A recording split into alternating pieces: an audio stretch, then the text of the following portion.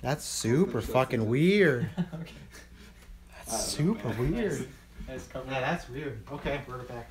Okay, Are so we getting into spoilers? So I have one non-spoiler, right? what I'm It gonna was just done. add it in after. Or do you still need to finish your non-spoiler? I thought you No, I Okay. ended on a perfect note, Okay. but Yeah, I could. I perfect. No, I that's what he saw. I still have one more thing to say non-spoiler too that I completely forgot. I feel a lot of the comedy for me did not work in this movie. Oh. I think that I was felt like one the of my- beginning, I was like, oh, this is really cheesy. Yeah, I feel there like were some parts that I laughed, I'm not gonna lie. yeah, Like, and, some... for me, I think it was, I'd have to watch again, but I think it was maybe like a 50-50, 60-40 for working, but I found a lot more, I don't know, I found there was a lot more humor in this than Force Awakens, which I I found a thought little that too, strange. yeah. Not that I there needed, is quite a bit of humor in Force Awakens, I found. there is, but I felt this had a bit more, Quippy of Disney, Marvel, quippy. a little, but then there was a lot of situational I think humor. in Force Awakens, like you still have Han Solo, and obviously he's kind of like always Yeah. a little smug and always kind of has like some jokes going on. Yeah. But yeah, that was one thing for me. I think, like I said, maybe it's a 60-40 or 50-50 of what worked and what didn't work. I think there was a lot of jokes they could have cut and it didn't really work for me. And it's tough because I don't think I'll be able to recall them all when we get into the spoilers version because there's a lot of, I felt like there was a lot of humor. So that was one non-spoiler thing I could show. I felt like it was kind of a place because going into it, I felt like this was going to be a darker movie than Force Awakens. And it felt like there was a lot of comedy that seemed out of place and like kind of, I don't know, like, yeah, just out of place. Like, they had no point in saying it in that certain situation. Yeah. 100%. So, yeah. Did you have something non-spoilers? No. Okay. I just wanted to say spoilers. Okay, so this is your big mega warning. You got no excuses after this. I'm giving you a countdown.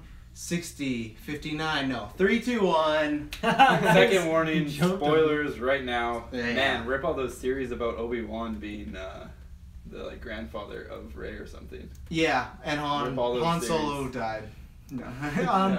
Well, we can talk about that, I guess, first, because I'd rather, honestly, I want to talk about some of the bigger moments before we get in, like, the nooks and crannies of, like, why we maybe dislike Rose or something like that. Like, fucking Rose. I'm sorry. Is she even worth our time? She takes up a lot of this fucking movie, and I think that's why that's a con for me. That's what sucks. We have to talk about it. Yeah, we can talk about that. I personally actually love the way that the Rey thing was handled. I love that. Fucking, it's been over 2 years of speculation. Who's her parents? Is it this person? Is it this person? Is it some fucking... Did Ewan McGregor even say something about it? No one said anything about it. It's all been like speculations or rumors. Actors are really tight-lipped. And people be like, oh, it's this one character on the side page on a book. It's from the Battlefront 2 video game. All these series. I love that Kylo Ren just literally, like, your parents sold you for liquor and you're nothing. And, like... Perfect. I love that. It's great. I thought that was, I think it worked to help her and Luke's relationship too, because in the context of this movie, it would have been weird. Like, oh, they're related. Like, it would have felt coincidental or a little. I don't know. Like Star Wars has done that so much that it would have been just annoying at this point. I feel like it would have been like a cop out. It was almost like metaing itself, right? Of like, oh, you're waiting for this big reveal. They tease it a few times in this movie again when she does that thing against the mirror wall, and you're like, oh, who's it gonna be? Because it actually looked like Kylo for a second. I was like, how the fuck are they gonna do this? And I'm like, people are gonna give them so much shit if Kylo's her dad. Like, well, I don't know. We don't know. Maybe Kylo has the Skywalker's age really slow. Travel. Oh yeah, Infinity Stones. But no, I'm perfectly fine with it because I also like that there's gonna be no baggage to who she is, and we don't have to explain. Oh, Obi-Wan had this affair with some bartender on Tatooine. Like, I like that. I feel the exact same way. Like, if it was Luke or Obi-Wan, I don't know. I didn't really want any of that. Just because of what I said earlier. Like, I think that's such a Star Wars thing, and why do you gotta always do that? Why does everyone have to be like connected to someone else? Just let them be a nobody. The only thing does this hurt Force Awakens a little because it felt like I'd have to watch it again, but I feel like Han and Maz kind of have this conversation when she's like, "Who's the girl?" and they cut away specifically for that scene, and I felt like they built you up a lot in Force Awakens for that reveal, and I don't know if it was always planned to be like a fun like little cop out thing, but what if JJ's like really mad that that's what he chose to do? That's why he's coming back for 9. He's like, I'm gonna retroactively make Luke her dad this whole time, but I liked it. You were sold for liquor, but you're also Han Solo's daughter still. And it makes sense, right? He would sell you for liquor, maybe. Wow. I don't know. Who knows? Not me. All right. How do you guys feel about the parents? You guys have? I'm the super fans. Yeah. I'm happy with it. I really like that scene actually in the cave and how it just kind of showed her. Yeah. I thought that was cool, and I really like the scene with Kylo and the way he delivered that sort of speech about her being nothing except to him. So I thought good. that was definitely I appreciated that moment. That was really well done, and I'm glad they did that. Yeah. So I like what they did, but I just think it's really funny how many theories we're going about and how crazy people are getting, and then it's like, bam, nothing. Nothing. Not Snoke's daughter. Not Ryan anything. Johnson's probably just laughing. Yeah, I don't know. It's funny because like going into it, I wasn't really thinking about like who or like I wasn't going into this movie seeing like, oh, I just want to find out who Rey's parents are. Yeah. Like and then like when they revealed, or sorry, when she was in the cave, and like there's two figures. So you see like, oh, it's the mom and dad, and then it combines, and then like you said, you kind of see the hair. I'm like, oh, it's just gonna be Kylo messing with her. I thought it was Obi-Wan. Yeah, I was picturing Ewan McGregor. I was picturing the beard. Just like, I'm not your father, and then just goes away. Yeah, no, but Shmi pops out. I'm definitely like, out of anyone who could have been her parents, I'm glad it was just some nobody, and she's just some like random character that is Force sensitive. Very strongly in the Force or whatever, but I'm glad it's like that because, like you said, she's not tied to anything. Like they can kind of go anywhere with that character. It's not like they're gonna bring in this like their mom and just like change the character. I mean, they still could, but it definitely could. JJ Strikes Back. That's like the next Star Wars link off. Episode 9. He is her to father. Playing himself. Yeah. Taylor, what do you feel about that? You know, you're big into Star Wars fan theories. I think for a while you were really on that Obi-Wan bandwagon, but no bandwagons anymore. There's two different scenarios that I've been kind of thinking over for a little bit. So I feel like they added a lot of more anticipation with that scene of her kind of investigating with that mirror and looking into that. And I feel like, you know, this whole time this movie was just built around temptation and fear and curiosity and using that as pulls to the dark side.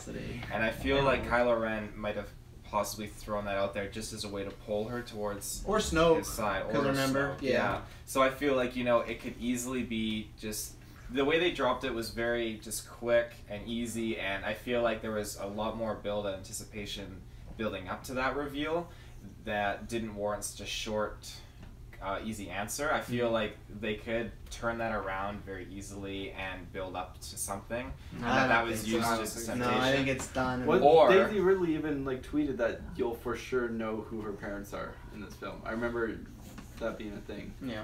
Or my other outlook is that I feel like that this is a great setup to show that really, like, you don't need to focus on the lineage, that really Kylo Ren is a Skywalker story that we're seeing continue on throughout these films, and that when you look at Rey, it just goes backed up by that boy at the end of the movie. You know, there's Force capable people out there. Yeah. That it's not just the Jedi aren't obviously going to be extinct in that sense. Like, there's just hashtag Travis told you. You and I have had so many debates after that first I swear teaser. you were thinking that they were going to wipe out the Sith and wipe out the Jedi and everything. I have recorded proof because the thing was why I not hated, but I disliked that Last Jedi teaser. The very first one was because it ended with Luke going like the Jedi have to die, and that didn't get me hyped because like the Jedi's not gonna die, and he specifically says the Jedi will never die, and it fades to Rey's face. It's like, yeah, the Jedi. I think they're gonna do like a new approach to the Jedi, but Disney was never gonna lose that fucking name. Like the new Jedi. Yeah, exactly. But even then, like Yoda says, the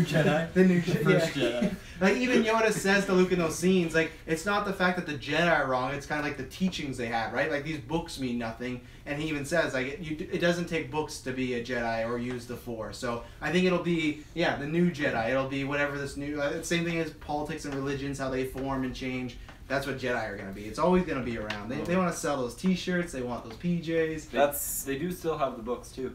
They have the books. Yeah, so maybe that's why Yoda ended up burning it down. He knew the books were in there.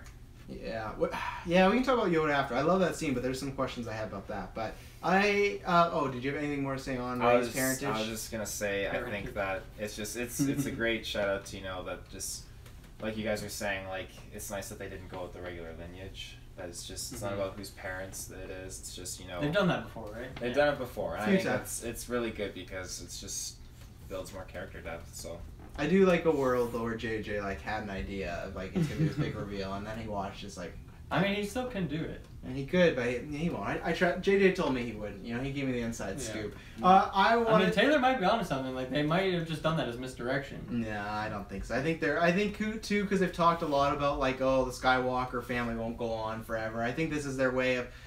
It's weird. They won't get rid of Jedi, but they're gonna get rid of Skywalker. Maybe they just, you know, it costs too much to bring back Mark Hamill and all those people. You know, it's like, yeah, we don't need this anymore. But I want to talk about my favorite thing of the movie. To me, that was at the beginning was the strongest. I love whoever had the idea of this like Kylo and Rey back and forth with the Force. I don't know why it's never been done in books or like maybe it's been done subtly like the way like Luke can sense Leia or something like that. But this conversation where they could only see each other, and I felt they built it up so well. I thought everything from that scene when they're about to touch had as much tension as any sex scene possible. They did so good with it. Those two had really good chemistry for playing this weird, like, trying to help each other out, but kind of hating each other. Like, it's this weird love-hate relationship. I love that we got all sides of it, of them hating each other to them seeming friendly. To them, at one point, it seemed like it was going to get romantic for a little while, and it kind of seems like Kyle might kind of, like, love her or something, which I would fucking love if he's, like, he's always obsessed with something. He's obsessed with his grandfather, he's obsessed with Luke. If he's obsessed with Rey now, perfect. And Adam Driver can play that really crazy stalker guy, but I thought it was perfect. There's a joke that I think didn't work. I hated when she said, "Oh, can you just throw a towel on?" or something when he was.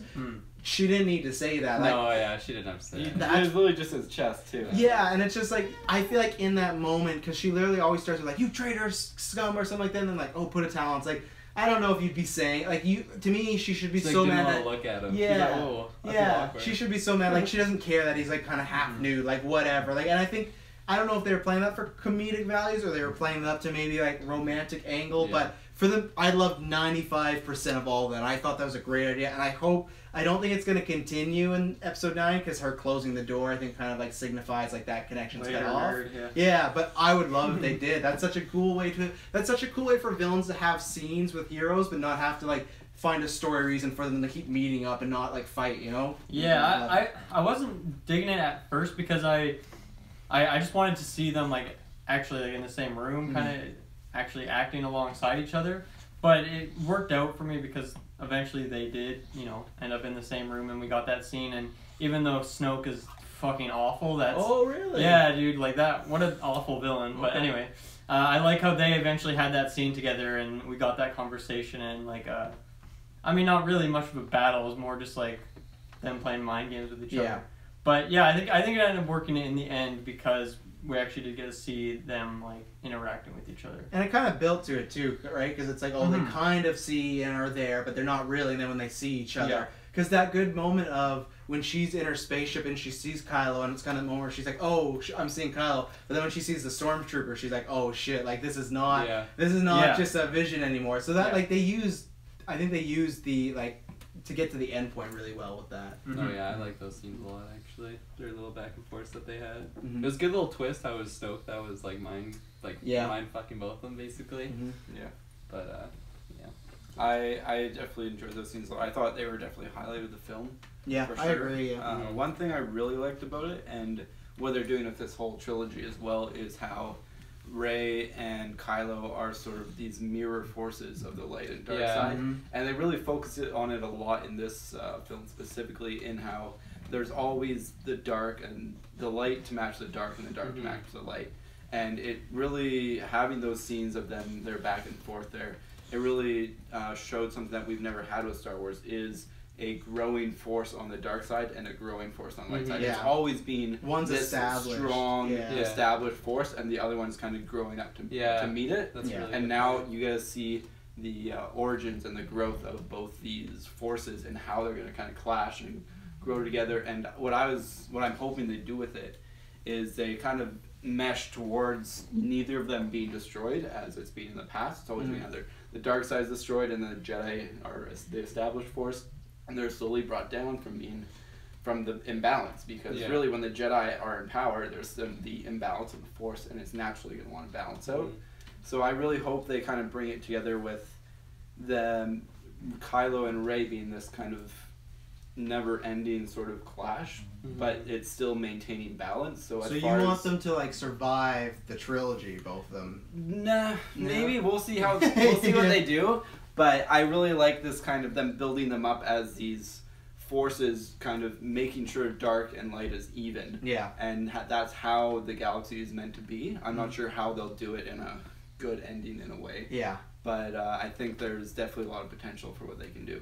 Well, I feel like it's like a movie where it's reminds me of similar of like X-Men First Class when you see Magneto and Professor going up, or like young movies of like Malcolm X and Martin Luther King. Like they both feel right, they both feel justified, and you're seeing them like go through the ranks of their life. And I think that was the biggest thing for me. That adding of the origin with Luke trying to kill Kylo was, I think, fantastic, and I think was a great call, because we always talk about villains, like, the best villains are the ones that have the best motives, right? For you to see your master, but not only your uncle, your own blood, really ready to kill you, even though Luke says he had a lapse in judgment, he wasn't going to do it in the end, Kylo doesn't know that, and that makes sense of why he would go on such a big path, like a turning point, like, okay, he was raised in this family, his uncle is this greatest Jedi of all time, and that was my thing for me. Force Awakens was more about, not Rey, it was like, okay, how does Kylo get from this little kid with his family to killing his father and wanting to kill Luke? It is that all this, like, how does he get to this point to that point? And you could see that to me, even if Luke's reasons were justified, it doesn't matter. And I think they did a good job with Rey specifically saying, because I'm like, oh, I want them to say this, that, like,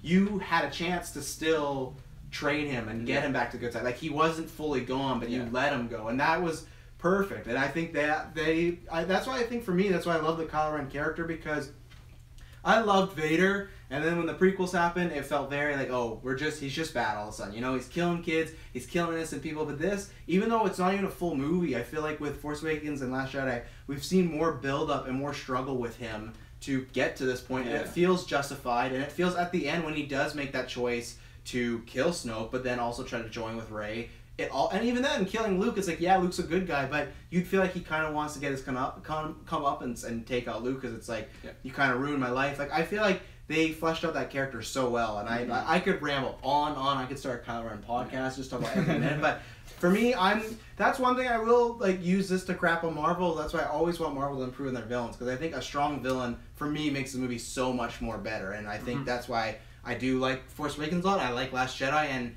I'm very excited to see what happens to Kylo Ren in Episode 9. Because another thing we haven't seen is, okay, so we saw Anakin, which was like that turning dark side, which was kind of Force Awakens. And then this was similar to Vader at the end of his life, was, he turned good, he saved Luke, and he defeated the Emperor. But then Vader died, right? And it was like, oh, well, he ended up as a good guy.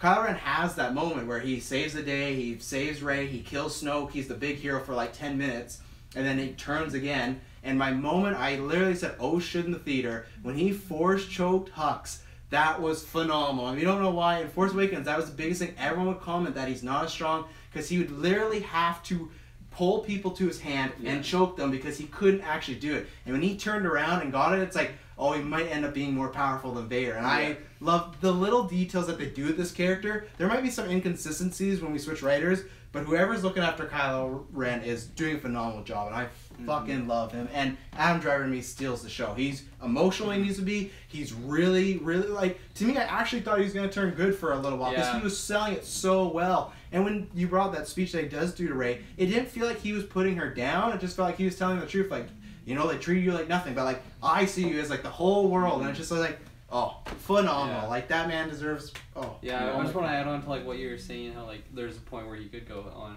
or to be good, and it was kind of like what you said, how like those two characters are so awesome, because one of them's good, one of them's evil, and they're like kind of co-balanced, but like throughout this movie, it doesn't, like, you don't really know at certain times whether who's gonna be the good one, right? Like, especially because she's like, oh, I saw your future, and there's still good in you, and he's like, oh, I saw your future, and you join me. So it's like, I thought they were gonna do a switch at one point, and that's why for me, I really want Rey to be bad, but how they end up doing it, I was still fine they're being good, because they made some drama into it at least, and it felt like it wasn't just a quick decision on her part. For sure. So like that whole part of like me like not knowing who's gonna end up as like the bad person, the good person, or whatever. So it was really awesome. And we never had that in Star Wars. Anakin, you're like, okay, he's gonna be Vader, and Luke never felt like he was gonna be in the dark side. Return of the Jedi, the whole movie, Vader's like, you're gonna be bad. Like, I will never ever be bad. And it's like, okay, Luke's fully good. Like, there's no turning this guy. So what's the point of these conversations, Dad?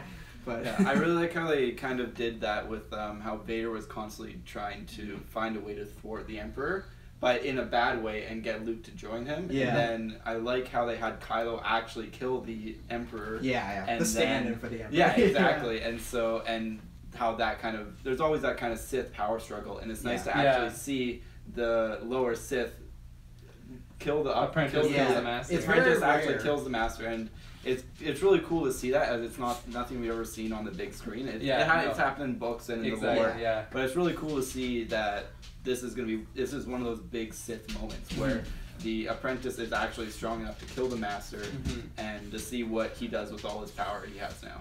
Yeah. Well, and it felt different too, because after he killed Snoke, said to Rey, like, oh, we should rule the world together, like, that all needs to die. But it, for me, felt his killing of Snoke was more personal than it was trying to, like, politics-wise, where in the past when we've seen that in books, it's always been like, oh, I want to be the best. It felt like Rand thought about that after. He's like, oh, Snoke's dead. But it felt like he, like, really hated him.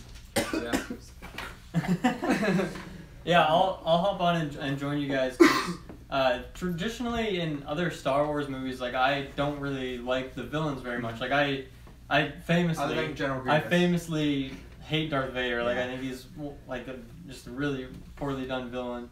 And yeah, even like the prequels, I don't know, what you got? Like General Grievous and Darth Maul, they look cool. They're just cool, but they're super lame. Like they have no story. And even like Snoke as well. Like it's super disappointing. Like there's no depth to that character whatsoever. I'm excited to talk about so that's why I really like Kylo, because I think a big part is that you actually have like an actor behind it, because you take a lot of other characters like Darth Vader, you know, he's behind a mask the whole time, so you don't really get that aspect. Like you take Adam Driver, like a really good actor, and yeah, like that whole time I agree with you. Like I couldn't quite tell where he was gonna go. Rey, I don't think I ever really, like, going into the movie, I really wanted her to be bad. Yeah. But at no point in the movie did I feel like she was going to, even in those like misdirect moments. I never really was falling for it. But I thought for 5 seconds when he did extend the hand and they cut away, I thought it was gonna be and then we'll see them like going off on a spaceship. That's how the movie was gonna end, on like a cliffhanger. I thought for 5 seconds, I'm like, it's gonna happen. Yeah, like they kind of hinted that like she could potentially do that, like when Luke was showing her like the whole Force, and then she sees like the darkness or whatever, and she just like doesn't resist it or whatever, because like that's the whole point of the dark side, is that it gives you something, but it's gonna take like your good side or whatever to you. Like that's how the dark side works or whatever. So like that whole part, I was just like, oh man, like, this could totally happen. Like she has no control of like the dark, like she can't resist it basically. She just wants to use it, and that's what like the Sith Lords and stuff use. They just abuse the power, where like the Jedi, the good guys, they don't maintain it. Exactly, exactly. They don't use it for their selfish needs. Whereas like Rey, at that point, she's like, I just want to get these answers no matter what. Yeah, and it was motivated by who her parents are. And everything. But I do gotta show what Dylan said. I do feel like it's respect to everybody, but I do feel like Adam Driver is like a bit higher quality than everybody in these movies for me personally. Like I love Daisy Ridley, I love John Boyega, but like I don't think they have to do the level of acting he does, and that's a reason they go and get someone a bit more talented. He's a bit more, I think, like he has to play a bit more different roles, but I feel like you feel like he's on a higher class. Where Maul, Vader, you feel like they might be imposing, but they're never like Darth Vader's never out acting Mark Hamill in any scene. I feel like I feel like Kylo Ren, like with the mask, he's the same as those characters. Like he's just like that image of like Vader, the mask. Like you don't see his face ever. Yeah. Except for it's the classic like, Star Wars villain where they don't really like show you why they're so menacing. They just like, you know, the character has like a mask, and then you're supposed to be like scared of them. He has horns. Or they like fucking kill someone. You're like, oh, that guy's scary. But yeah, with Kylo Ren, we're really getting to see it. And something we mentioned, I think we mentioned this back on the Force Awakens review, is like his lightsaber is like, I don't know, it's not stable. Yeah, like, and I think that's really showcased in this movie as well. And even just like the way he fights, like that scene when he's fighting very aggressive, Luke, who's not actually there. Like, yeah, he stands like really crooked, and he's like kind of demented a bit. And like every time he swings, he's like just super passionate. Like everything is like a killing blow for him, and it seems like so important. Well, the thing they always said in the original trilogy, that they always imagined that the lightsaber is like 30 pounds, where in the prequels it's there because they're always like this. I feel like he fights that way. Like quadruple gainers. Yeah, like they're getting super. That was the shake weight before. But I feel like he does, like his fighting style. It doesn't look pretty, and that's I think the best thing. Like he just looks like he looks like he's like Edward Scissorhands or the Tin Man, like the way he just moves. And I do gotta shout before I go, I think my favorite scene was when Rey and him were back to back killing people. Yeah, oh my awesome. god, I had goosebumps. I had hype moment of maybe the year. And those guards were really cool looking. Yeah, and I love that they had armor that couldn't be pierced by lightsabers. They had to like get them in like the folds of their arm or their neck, like I like that too because we never get to see the Emperor's guards do anything. They're always just standing around. You never get to see them do anything. But I like that these are some red Power Ranger samurais. Kick ass. Just like that whole scene, like I was talking about, like the visual parts. Like Snoke's throne room was like my favorite part. Really cool. Like it just like the really red, well lit.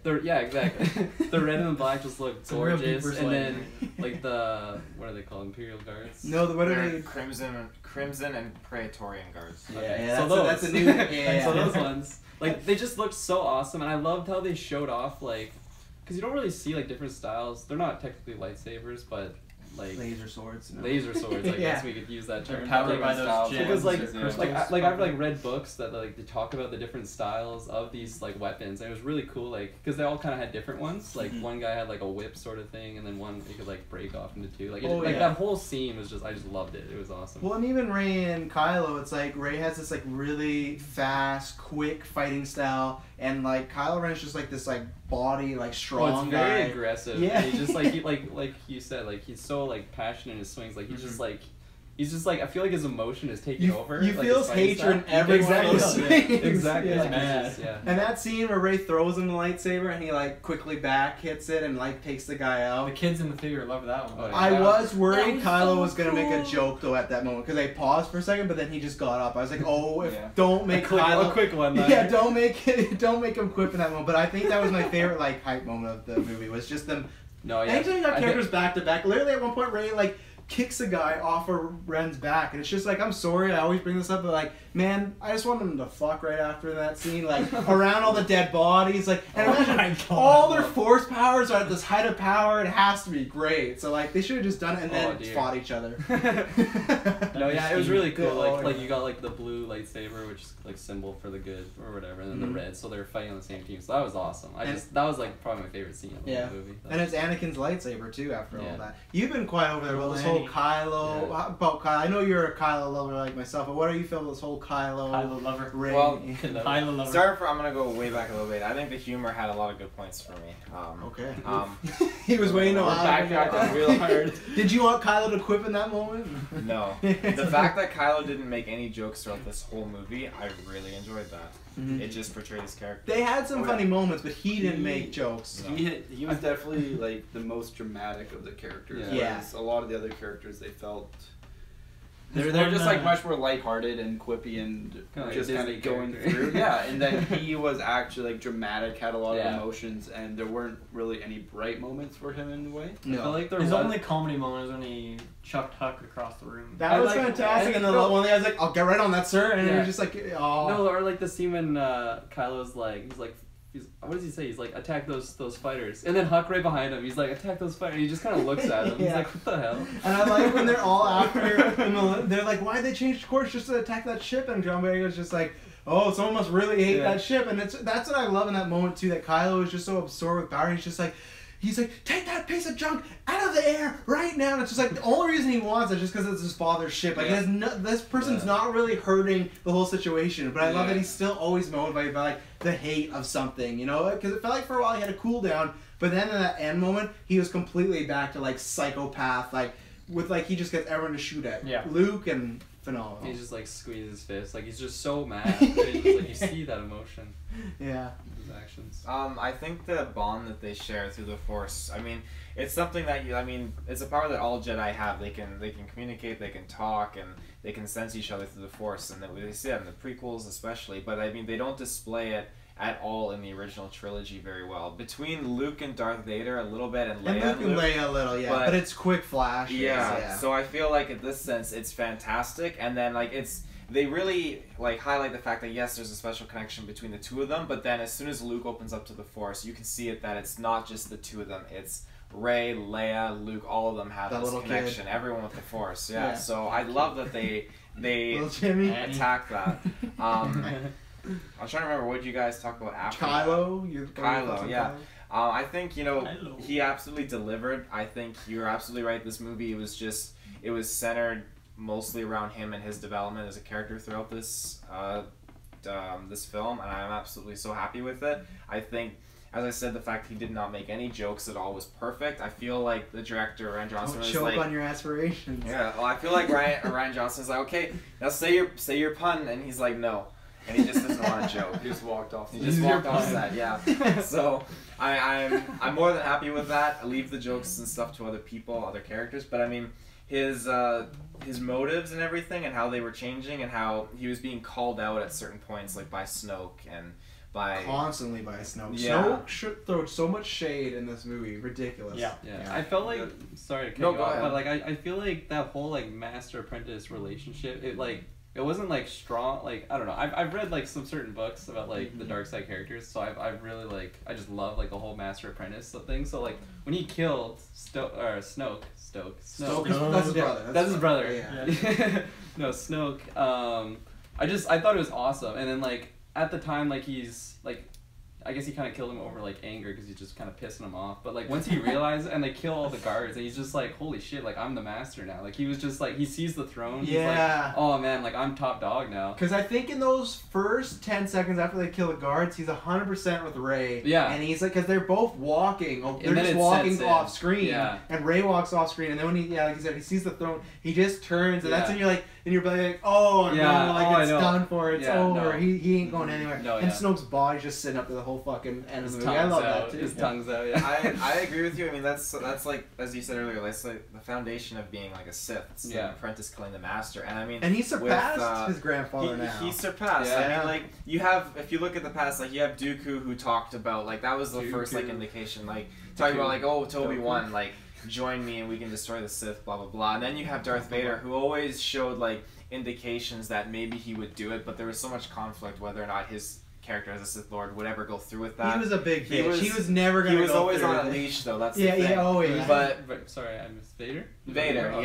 yeah. I mean, I even looked at he was never powerful enough to actually defeat the No, Emperor. because he he wanted was Luke to powerful help him enough. kill the Emperor. he wanted Yeah. Luke, but I mean, even in he the didn't have the power himself. Yeah, which is right. I think he part didn't of why have the he was a bitch. willpower. He I didn't think have he had the the power. I think it's because- the willpower. He could never bring himself because I think he was always worried about like, oh, what if I screw up? Like classic. Oh yeah, Anakin. because he knew. No, I'm gonna screw But up. he No, knew- Emperor. Yeah, from my point of view, I can take him out. Because if you look at like certain novels and comics, it's just displayed the fact that he is fully capable of overthrowing the Emperor, but it's just, as you said, it's his will. He has that doubt, and just he doesn't have that full on confidence in himself. I But disagree. I don't think he was fully capable. Oh, yeah. I think the fact that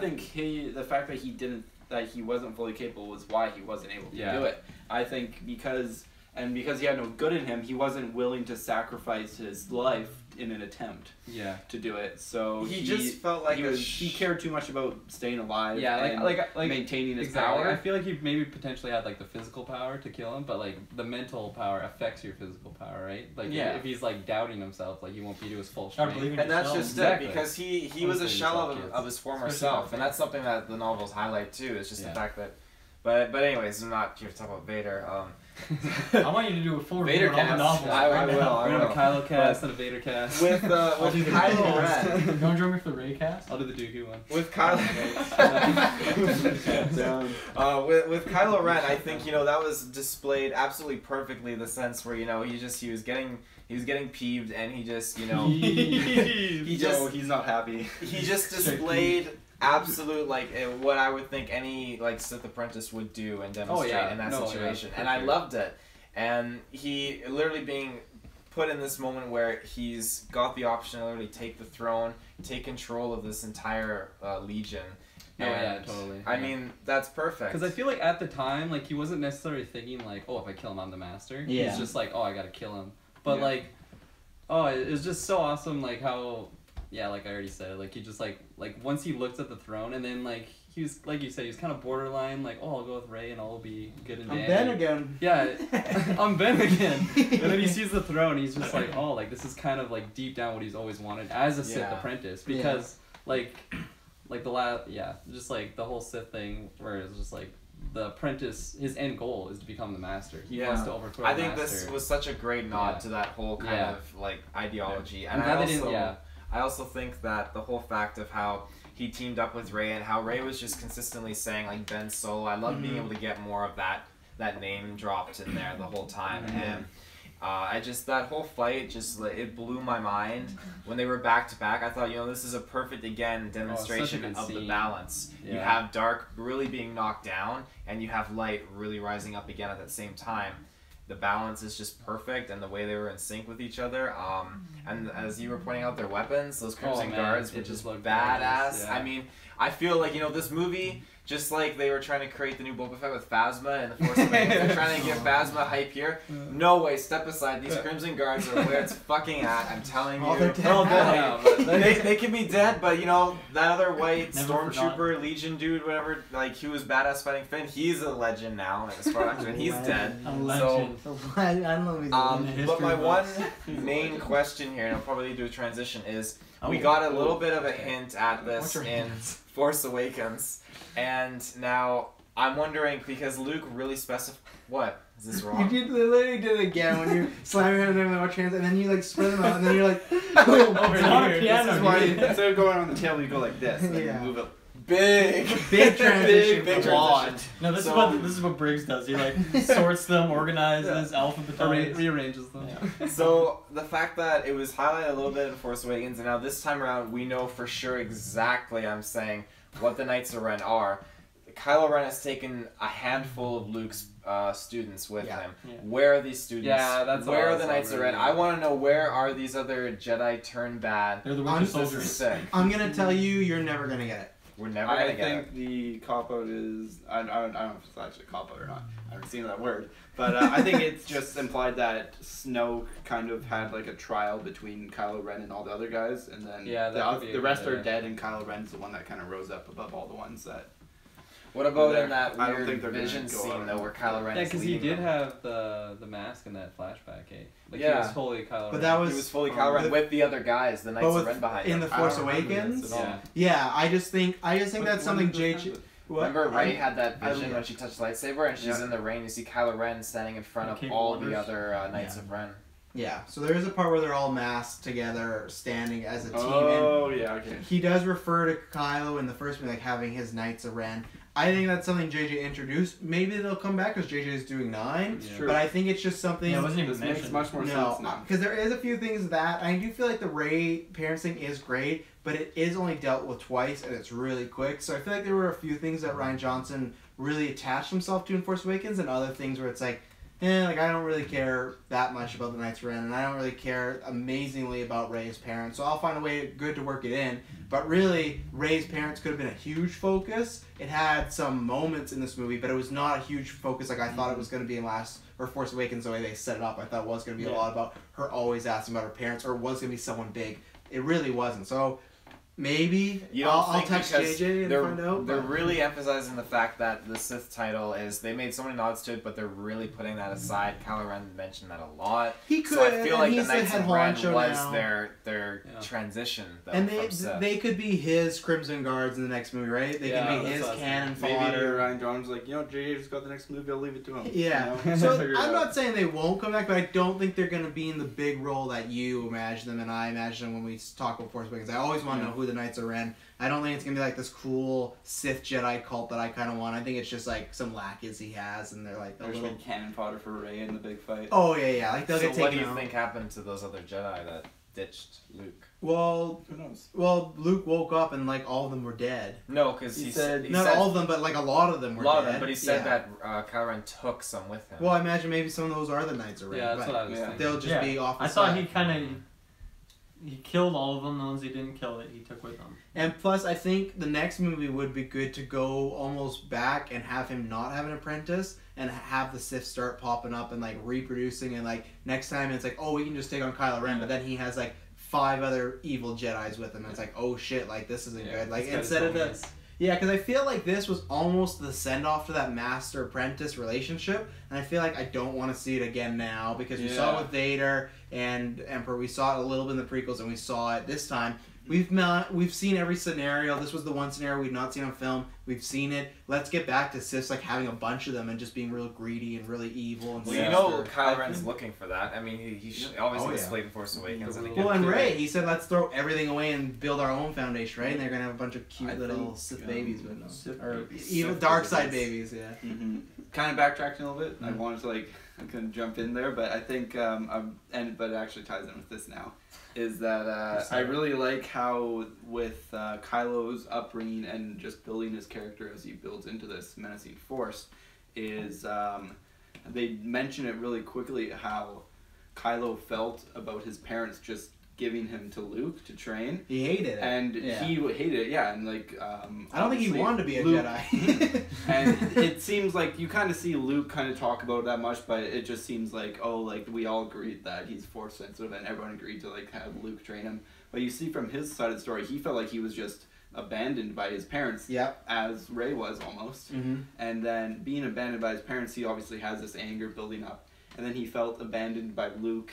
And then I think a lot of his decision to join the dark side wasn't so much he wanted to be evil, but he was just angry at the light side more so. And I think he was alone too. Yeah, he felt alone. He had and no one who really understood him. And then Snoke obviously manipulated that. Yeah. And he felt like all of the decisions had been made for him up until that point. And it's just kind of him trying to get rid of all the authority above him, in which emotionally assisted him convincing him to kill Snoke. And then now going forward, it could really lead into him abolishing the authority structure that the Sith had. Yeah. And it also ties in with, at the end of the film, we got the little scene of the little boy who has the Force, which I think is going to lead into there being Force users in the third movie popping up for both sides. Yeah. And so there's not going to be this big structure of religion for the Sith and the Jedi, but it's just going to be Force users joining one side or the other, getting trained to use lightsabers, and then go with it as they will. And not that she will probably not be in the next movie, but we saw Leia use the Force a few times in this movie, so they're getting a bit more loose with it. And even then, it counts in Rogue One. Donnie Yen's character, the blind guy who had the Force, another character who's not a Jedi lightsaber wielder, but is feeling it. And Maz has the Force. That is canon. They've confirmed it as well. Nice cameo she had in this fucking movie. Yeah. But I maybe in 9 she'll be back, and I would be down to have an army of Force users versus an army of Force users. And I really Republic stuff right there. Yeah, because before the Jedi came into power, that's how it was. But then the Jedi pretty much hunted down and brought into the fold any Force user they could find. And then the Sith killed each other. They killed so themselves. You didn't really see a whole lot in going into the original, obviously the prequels and all that lore. There isn't a whole lot of Force users because they've all been gathered up and either killed by the Sith or brought into the Jedi religion. But since that's abolished, like in the Old Republic, there's going to be Force users being brought up everywhere. There's no really guidance for them, so they can just kind of do whatever they will with it. And that's why I would like Kylo to survive Episode 9, and then when we have a 10-year break in between the 10, next time we see Kylo, maybe he has an army of people. I think they will kill him just because he killed Han. He kind of had a hand in killing Luke. He didn't kill Luke, but he brought him to whatever this power of using the Force made him pass away. So I feel like they want to kill him, man. Yeah, I feel like they're gonna want to make him pay in the end and have Ren die, but I kind of hope he gets away somehow. Or he just kills everyone. The movie ends with sick. And then Kylo. And then Star Wars just called King Kylo. King Kylo. That'd be awesome. He's not even Kylo Ren anymore. He's King Kylo. Oh fuck that. New Smash character. Call me Big Ben. Kind of related to what you were saying about just the Sith and all that. It just popped in my head again. I love how Luke was detailing about how the flaws in the Jedi and everything, and how he just shouted out Darth Sidious and another. He talked to him some. There were a lot stuff. of nods to the even just original trilogy prequel in this movie. I did think for a second, I thought Hayden Christensen might pop up once Yoda popped up. Really? I thought Yoda was gonna pop up. I thought Ben was gonna pop right after, and then I think right after Hayden was gonna pop up. See, no, I never thought that because the Yoda they used was not the prequels Yoda. No, there was which was awesome. I'm really glad love that there was the original. Yeah, but technically, which makes sense because timeline wise, it would be. That is true. The continuation. I guess he's younger. In he the would be old. Technically, Ghost Hayden is canon. That actually happened according to Lucas. Luke Lucasism in this. Well, let's talk about Luke, because we actually haven't talked about Luke at all, really. Like, Right. we've mentioned him a bit. Yeah, I thought he did great. I thought it was similar to Harrison Ford, where I thought he brought it. I liked the character depth that he had when bringing up the flaws with the Sith and the Jedi. I think him and Rey actually had good chemistry as well, back and forth. I really liked the scene with Kylo at the end. I think it was... Oh, man. And yeah, another... chills. Yeah, that whole thing with Kylo and Rey using the Force to talk to each other, which I also forgot to mention. I love that at one point Kylo had water on him from, like, her getting splashed. Another thing we've not seen is him, like, kind of using a hologram version of himself, not with a machine, but with his Force powers, you know, and putting himself out there. Because for a while, when he got shot those lasers and he just walked away, I was getting really pissed. I was like, man, they're just going to say he can just, like, absorb lasers. Because I thought it was going to happen. They were going to shoot him and he was going to be holding them all back and, like, fire them. Like, oh, I'll accept that. Luke, you mean. I think Luke- a lot of fans would die of a heart attack of excitement if they saw That would have been great. But when he just walked away, at first I was like, this is fucking lame. Like, I don't really like this. And when he got sliced the lightsaber, and then once it clicked in, I'm like, that was a great way to do it. Because he can kind of... I imagine that Luke, yeah, he looks nimble, but he didn't look that nimble. But I thought they did a good job I of think he looked younger. in the hologram. Probably he did. because the hair was cut though. Yeah, And yeah. he Like, cut all he the had a lot more hair. gray. Yeah, he Yeah. had much more brown. But yeah, Yeah. I think he had a lot of good character moments. I think you got to see, and the best thing that I liked, he was still a little cocky prick so many times. Because Luke is a little arrogant prick. That's especially in Return of the Jedi. He is the cockiest Jedi maybe to ever grace the Earth. The way he just talks to people, and the way he would just say like "see you around, kid," or wink at people. He felt like Luke Skywalker, and it was phenomenal. And Mark Hamill, he did a good job. It was a good send off. Like the hologram, I guess you would call it, like where it's not actually him, like when he had haircut, basically. Like it really felt like Episode 6 Luke. Like it looked like obviously older, Just but a few. it definitely aged. felt like Yeah. for sure. And like he was wearing all black, kind of like what he wore in Return of the Jedi. So that was awesome. Was anyone fanboy mad? It wasn't a green lightsaber though, because I kind of was. Yeah, I'm not gonna lie. I associate green more than the blue with Anakin. or with Luke. I really do, just because Return of the Jedi, I felt like that was his lightsaber, where the blue was his father's, right? So I was missing the green lightsaber. No, absolutely, I agree with you completely. And it's like, I don't know. You could have done it. They Yeah, had no exactly, reason. They had no excuses. I feel like it was him coming to terms with his using the Force and just accepting to be a Jedi and really just sending a message to him. What does that have to do with him making it green though? Get out a purple one. I feel randomly just makes windows. I feel like because that was his original lightsaber and his father's before him, and I feel like that was him accepting his flaws after having that talk with Yoda. I felt like it really was him embracing it. Fair enough. So he pulls out a dual wielder like Darth Maul, and it's like I did think purple. Yeah, when he pulled out the blue one and he moved his other arm, I thought, was he gonna pull out his green one? I thought he was like, what the hell? Yeah. Just starts. He just starts Force like hologramming all these prequel characters, and it's like, oh, George man. Lucas pops up. Kylo, stop. Jar Jar. Oh no.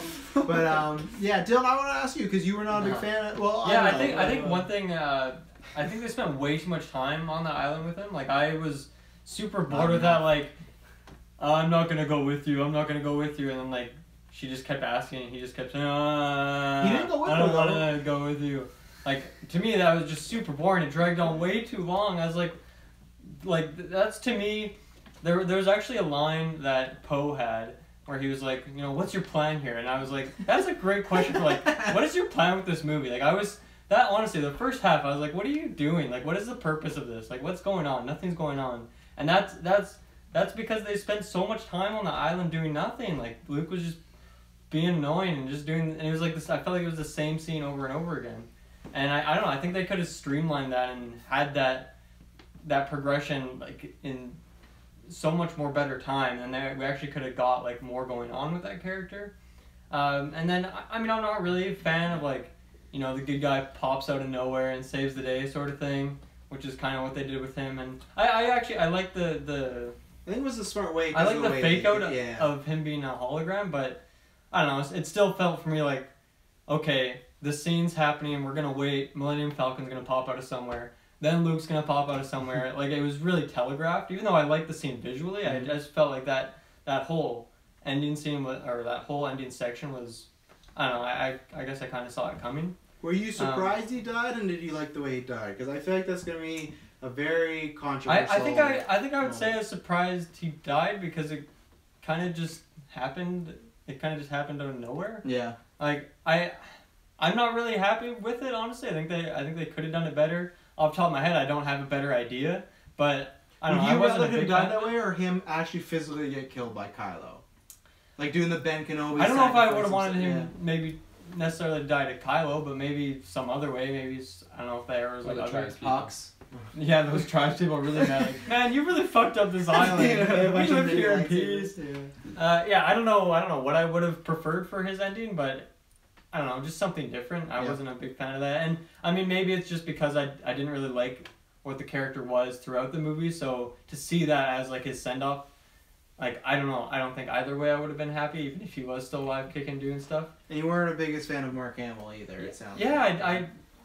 I don't know, like I really wasn't into his acting in this movie. It just, I don't know, it just felt like someone was acting as opposed to, look at Kylo and how entranced I was with this character every time he was on screen. I wasn't getting that from Mark Hamill, especially from someone who's played this character forever, and even though, he hasn't really played the character in however many years it was, he's still, goes to all these conventions and is talking to fans all the time and is always doing interviews and talking about that character, so I mean, that's like his legacy as Mark Hamill, he's Luke Skywalker. And that and the Joker, those two. Right, and I didn't really get that this movie. I was definitely disappointed in his inclusion.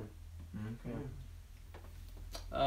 Me personally, for his send-off, I was really satisfied.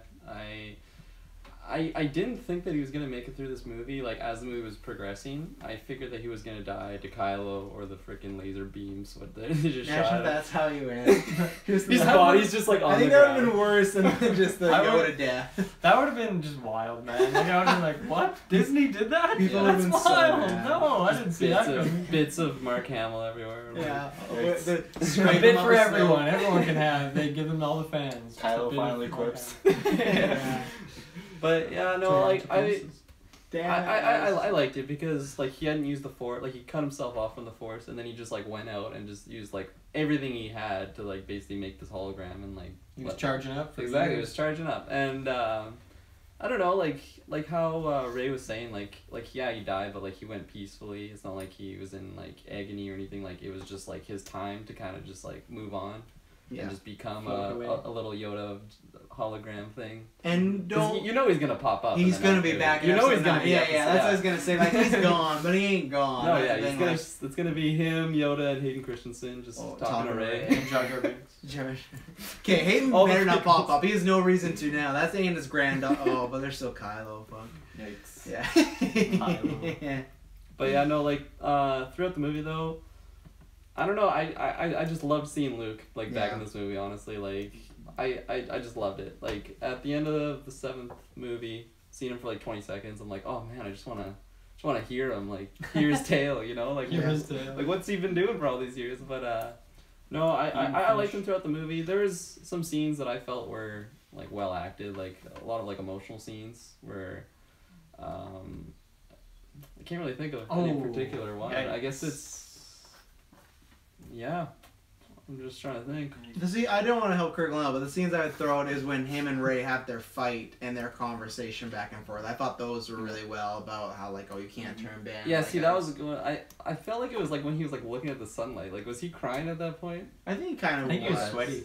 He was might have been sweaty. He was both. Yeah. Sweat into his eyes. I That's thought why it he's was crying. fun. I thought it was cool how they Very sent him off though, because like you see him like dying. He's looking at like the double sunrise. It's and exactly like that's New Hope, exactly yeah. how it starts on the 4th movie. Like Mhm. he's looking out on the so I thought that was really cool. Nice. I didn't remember that. Yeah. Yeah.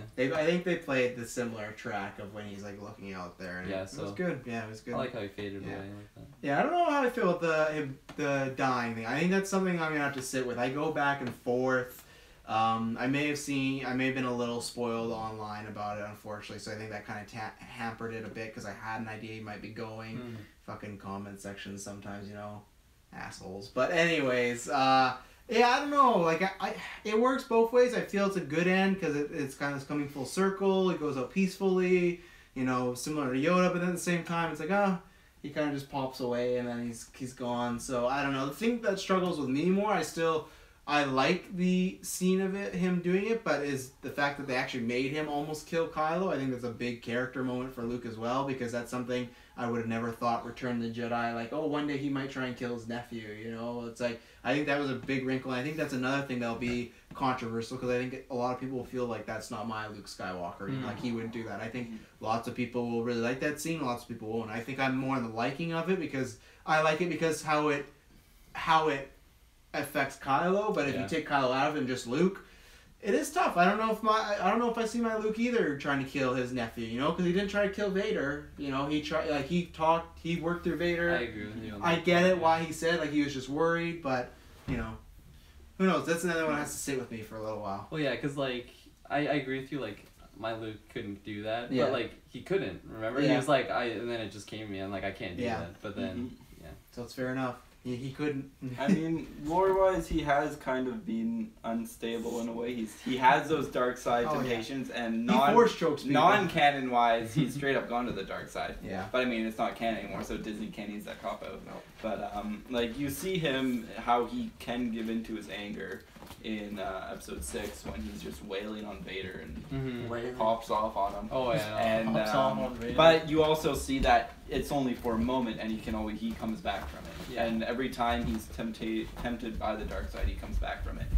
But doesn't let his anger just like take him over. Exactly. One thing though, I did not like how they showed that scene 3 times in a row. Which one? The scene of In him the like above Kylo. Oh yeah. 3 times. It's not in a row, but like every time it's like, oh no, it's going back to that scene, but slightly different. It was slightly different. Every time, but like, every time I'm just like, why? And it's funny because they played like the whole scene almost like they showed played him like pulling down the shot hut every for single shot time. Yeah, on every scene. It was always just like him, except for the first time it was just like looking up at him and then pulling the roof down. And then the second time it was like, and then the lightsabers, then pulling the roof down. Yeah. It always went all the way to the pulling the roof down with a little bit added. Yeah, Like, that's what I mean. Like, I think they could have just made that scene a bit more elegant and just done it once. Like, I don't know if that was necessary. It just, that's another thing that kind of dragged on. Even it could have even just started with like them showing the scene from each person's point of view, but only showing part of the scene, and then they go back to it and add, Piece and then together. they start where the last one ended and add a little bit more to it, and then they add the final reveal to it. That would have gone much more smoothly. Yeah, because it's like I don't know. I kind of see it both sides. Like I agree with you how like that way would have been a lot better, but like if they only show it once, like through his point of view, that's the way. Yeah.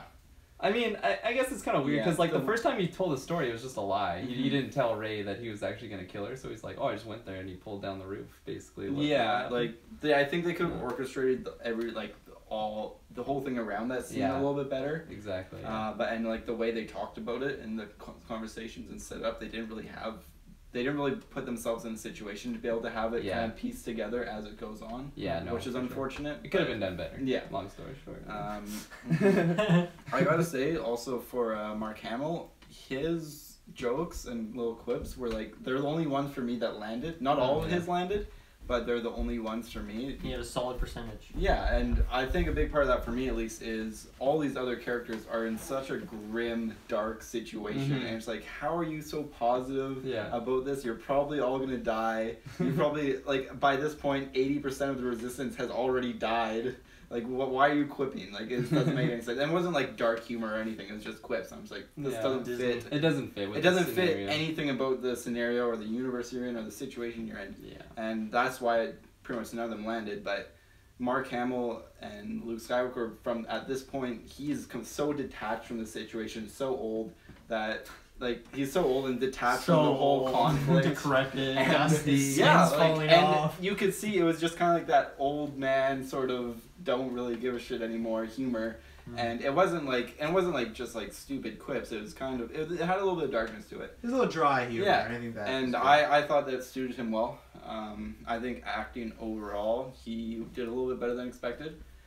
I don't like his look on the island. His head feels really big for the rest of his body the whole time. When he was in the hologram, it felt like his proportions seemed fine, but just on the island, his shoulders seemed very like tiny. That's that's one of those details that only you notice. His head was huge, and like the rest of his body just didn't fit. It felt like, and it might, I don't know. but that bothered me. But what bothered you more, that or the lobbing laser beams? Oh, I think the lobbing laser beams I was more mad That one about. really Because you know what, triggered me. like sometimes people. I feel like that was the first thing you said when I asked, "Hey, what'd you think of this movie?" And you're like, "Man, those lasers." I think like you can kind of understand. I didn't like the look, but like it makes sense. He's old. Maybe his body is shrunk down. He's withered. He's not in very good But shape. he's more knowledgeable, so He's it's getting- Yeah, Yeah, exactly. yeah. Something like that. I don't know. But the laser beams, it just doesn't make sense. yeah. But yeah.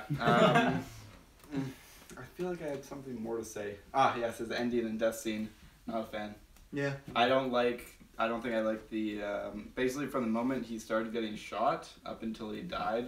As far as Luke goes, I'm not happy with it. You didn't even like the hologram fight scene? You didn't think it was like a fun trick? I think for me with Star Wars, I was hoping he was gonna have like a Star Killer moment. You know how Star Killer literally pulls the Star Destroyer out of the sky. Yeah. I thought he was gonna have one of those moments where he Would just my starts. moment have sufficed if he would have caught all the bullets and threw them back at the Yeah, something like that. Like Yeah, where yeah. he just They should've done it. shows They because should've like done it. he's this legendary Force user, probably one of the strongest old and Force dusty, users though. of all time. Dusty.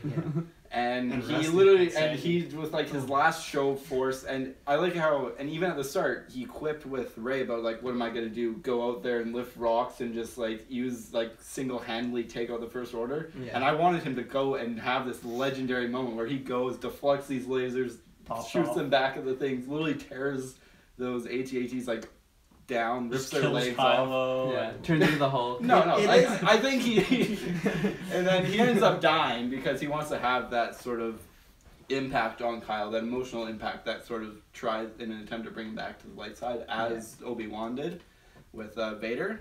But I think that's how I would have liked it. Yeah. So I wasn't a fan of the hologram. I think the two things are, one, I think from like a Force using's perspective, technically the hologram is probably like a huge use of power, technically, Oh, right? Like that 100%. shows his status. He's pretty far away. Yeah, no, Yeah. that's insane. That's a great connection. And then the other thing is, High speed internet. he kind of story-wise gets to be what looks like the start of the new rebellion, right? So from that aspect, it is like a big moment. And I think his line when he is like, "Oh, if you kill, like when you strike me down, I'll be with you always." I love that line. And he's like, It was just like your Obi-Wan. father. It was just Yeah. like Obi-Wan, really. And for a second, I thought we might see Ghost Han when he said that. I was kind of hoping not, because I'm like, I would have liked to see Harrison Ghost Ford. Han shoots but first.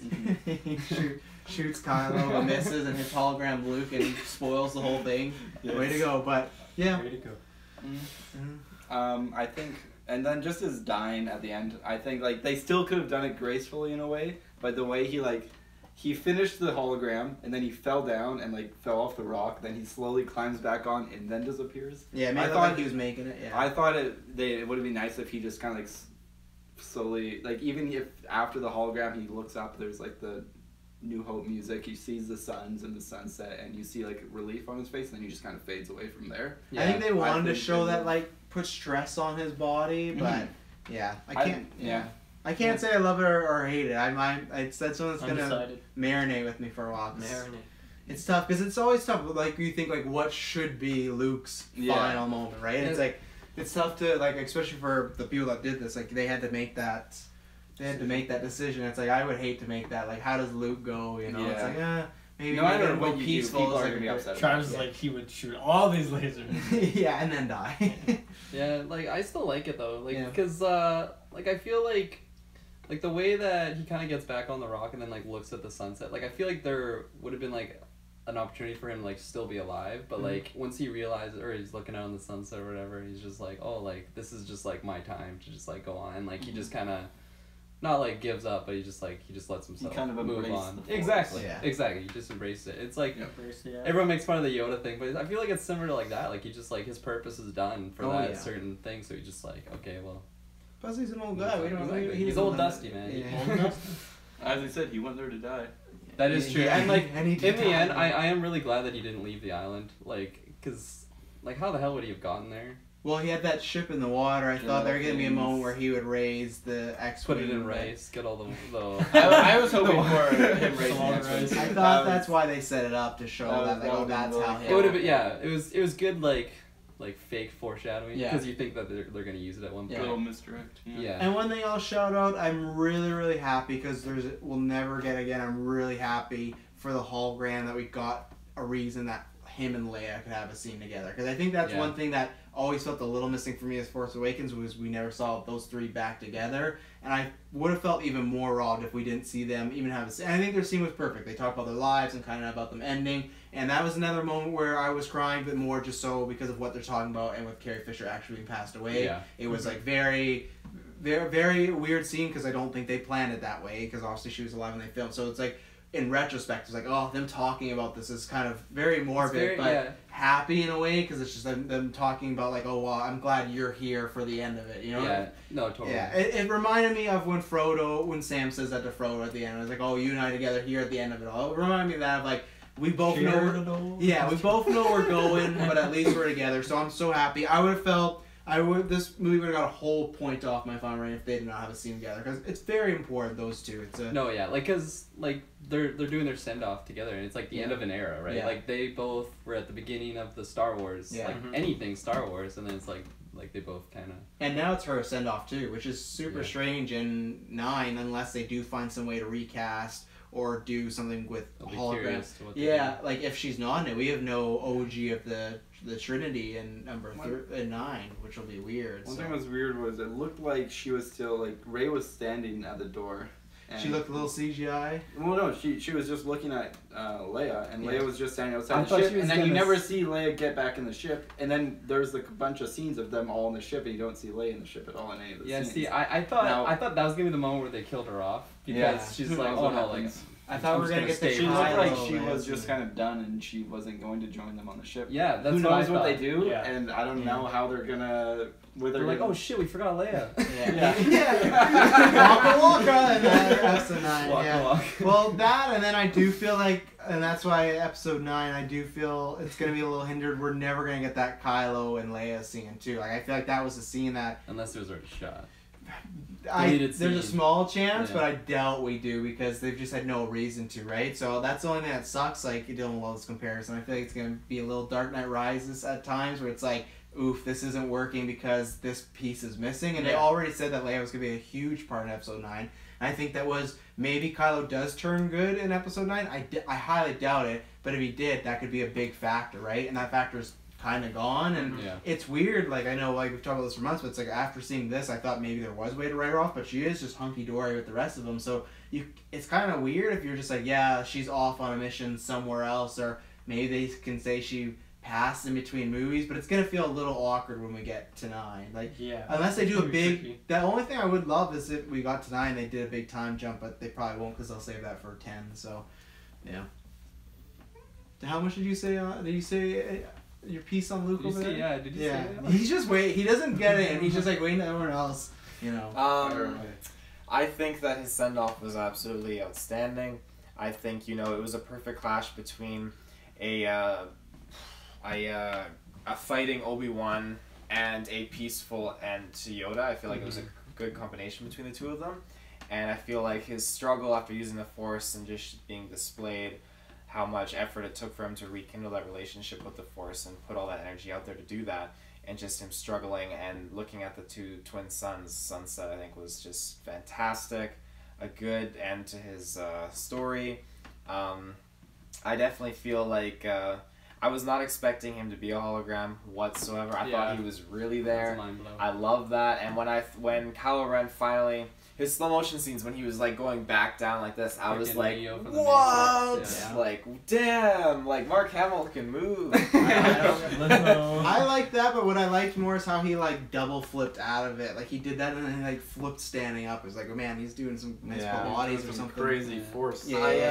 I definitely 100% thought that when Kylo Ren finally got that kill blow on him, that he would have turned around and it just would have been robes on the ground. I thought it was going to be just like Obi-Wan. Yeah. Because like Obi-Wan, he doesn't like get cut in half. He just taps him and he disappears. Like that's totally what I thought it was going to be. And then when he's just standing there, I'm like, is he just going to fall in half or something? I think that's some of the stuff I like about this movie. It's like the classic fake outs. Like that, the Obi-Wan moment, the Rey always going to get big parents and happen. Snoke's going to make it till the end. No, Snoke goes out like a bitch. Like, I think that was some of the strengths of this film, that they did what you were expecting. Kind of what people would say negatively about Force Awakens, right? Like, oh, it did this. Well, they took it and turned out. Even Kylo, like, killing Snoke, right? Like, they went the other way with it to be like, well, you can't say this has happened before, right? So it's like, yeah, I guess so. I definitely feel that whole point of, like, people won't like. You wanted Luke to have like a really climactic ending and that sort of thing. I feel like that was very good in the sense that it didn't happen because.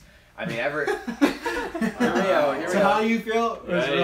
Everyone, Let's go home. Everyone wanted that, and I mean, I feel like it's good that they didn't get it. They took that away and they changed it up. But I feel like it's good because I mean, it wasn't about Luke having that huge fight. Like we got a little bit of a glimpse of that or whatever, and it was like it was high and low at the same time. But I feel like it wasn't something that we needed in this movie, and I feel like, you know, it's the same thing with Force Awakens. If they had Luke for any more in that film, it would have always been about Luke. I feel like Luke was presented as being a very good kind of just a guide throughout just what has happened in the past 30 years between Return of the Jedi and Force Awakens, and they gave him a good send-off, and I feel like that's all we needed him for. I mean, it's not about like him having like a badass scene just to quench the thirst of the Star Wars fans out there, in my opinion. Yes, it would have been badass, but I feel like it would have been nice, but I feel like, you know, it would have been one of those moments where it would have been like, oh, that's such a Star Wars thing, you know. And I'm glad that Ryan Johnson didn't cave. I don't know that's a bad thing though. Yeah, maybe it's like Darth Vader at the end of Rogue One. Yeah, like that was unexpected.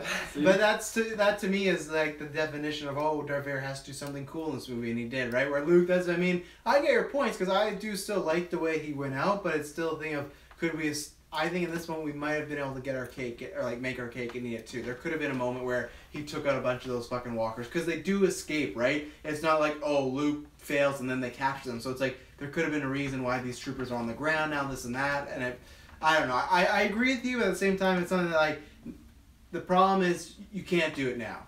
If this was episode 9 and he died and they did an 8 and then they space it out, but the problem is that card's gone. You can never do the wise, badass moment of Luke. Obi-Wan's different because that was way back in, like, the 70s and that's, like, the technology. But now I was kind of expecting a moment where it's like, that's the Luke motherfucking Skywalker, where it was very subtle in this. Maybe they'll do like a Jedi Temple Luke story between episodes 6 and 7. Or a special edition. Get your hallway Luke Jedi Temple story. Great. I definitely will say though that I think him building up to the point of where he is turning on Kylo or Ben Solo, I thought that was outstanding. I always loved the idea of Luke kind of having a dark side and maybe turning, and I always felt like they hinted at it in a very low-key but decent way in Return of the Jedi, even though you knew he wasn't going to turn.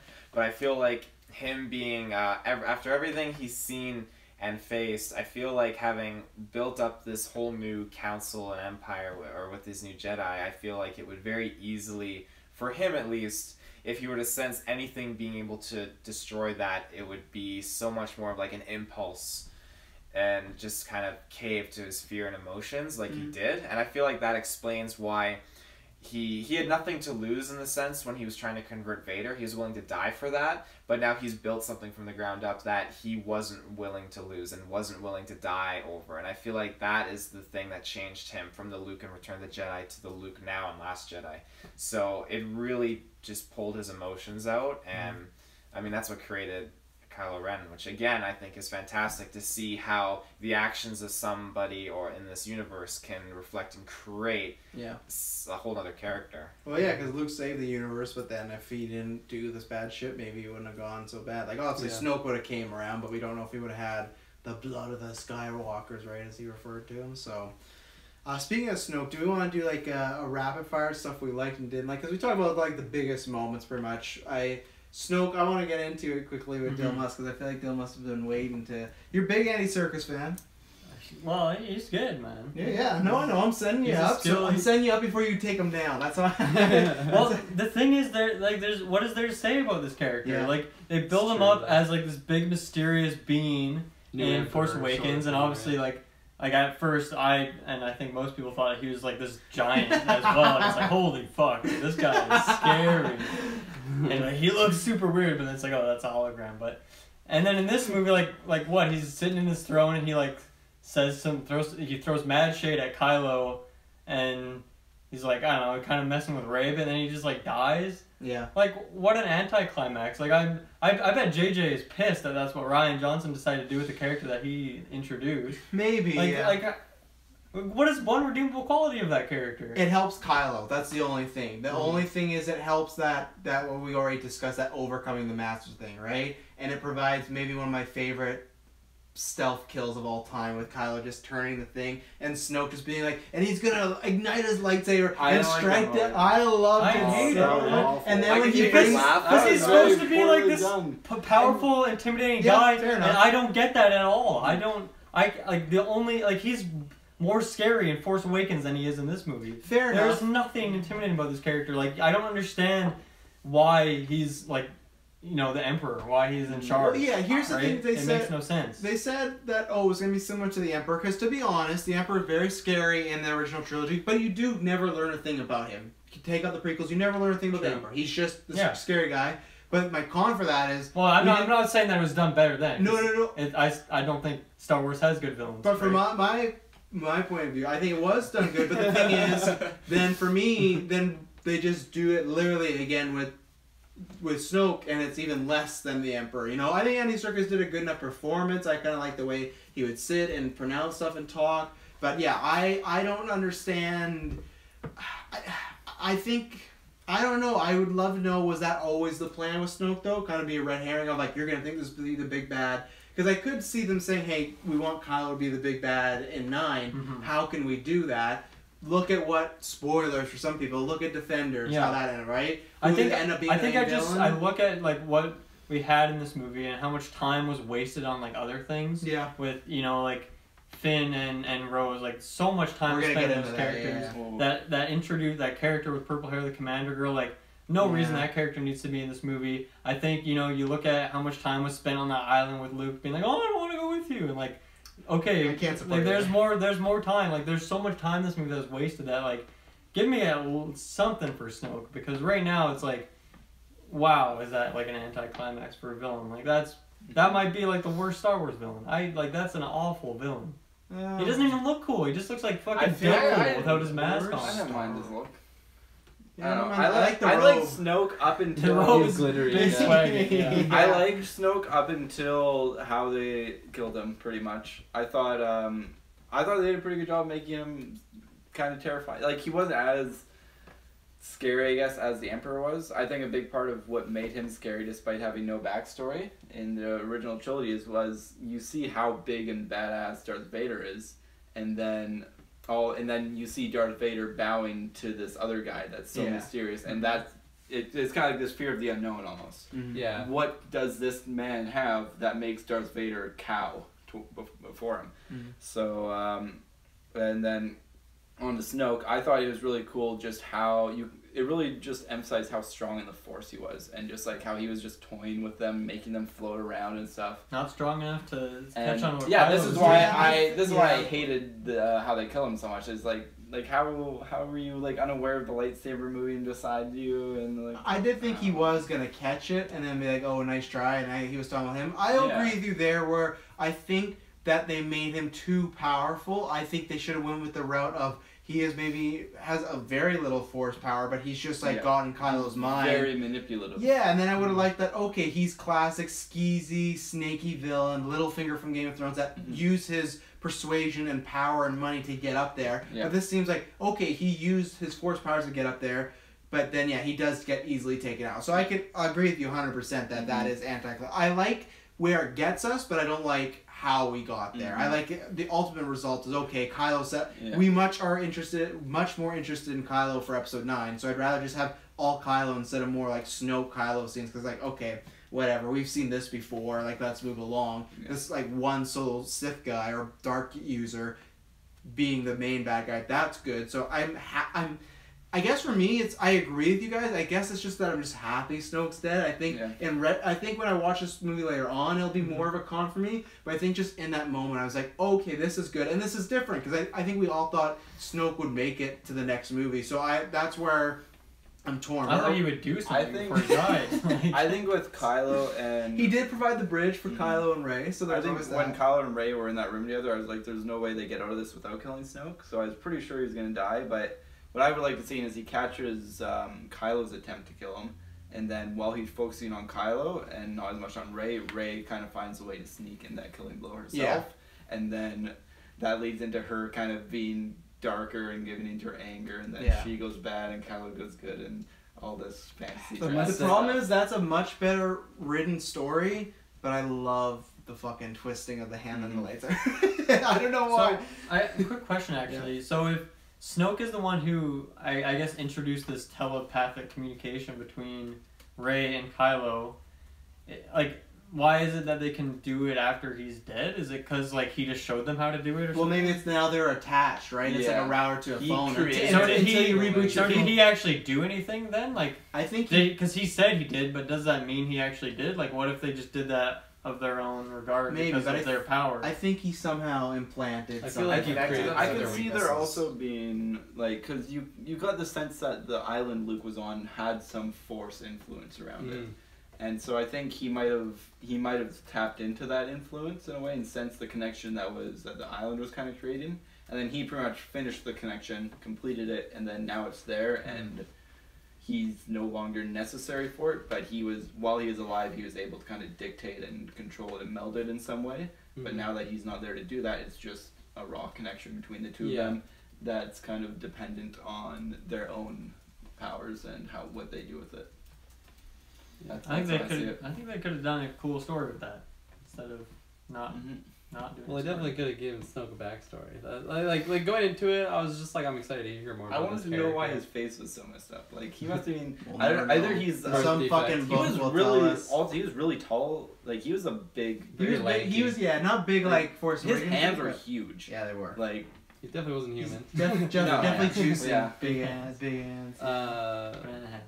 Going back to just like that scene in the throne room or whatever, I must say I loved when Rey had Kylo's saber. I thought that was sick with like I forget what it's I'm pretty called. pissed. I was watching Survivor last night and there was a TV spot that showed that and I was like, no! That's what It's me and spoiler. Taylor were I talking about. desperately didn't want When to you see asked us like what was spoiled, that's how they end that teaser. Yeah, I love it because it's just cool seeing them with what did you not? No, see? I'm glad I don't watch TV. Me too. Yeah, I didn't. I watched one show. Yeah, I watched one show in my whole life.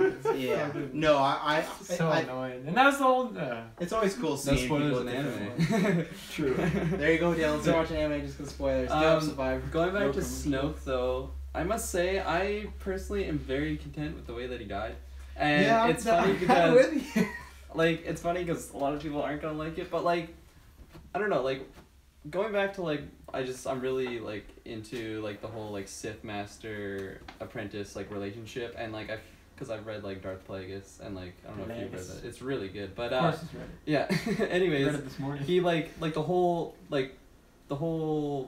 like way that the apprentices kill their masters is when their masters aren't paying attention. Sleeping. Exactly. Like It's just like they lose their attention and then or like I don't know, like they get too They're drunk and it's just like this is my opportunity to kill him, so I'm gonna do it. It's like he's just going off. Well, this is my opportunity to do it, so he's I'm gonna popping off. He's ranting. So it's like he's raving. Yeah, like I don't know, like I was really like I'm not gonna say I'm really happy how they just killed him off, and it did really help Kylo though, like you said, like, but I'm content with the way that he did it because it wasn't like he just out-muscled him. Like he's just like, oh no, like because if he just went up on him, he just like fuck off. Yeah, like, smart. He's like a fly. Exactly. Yeah. Like he got him when his guard was down, so I was really happy the way they did that. Your justification makes me like it more now.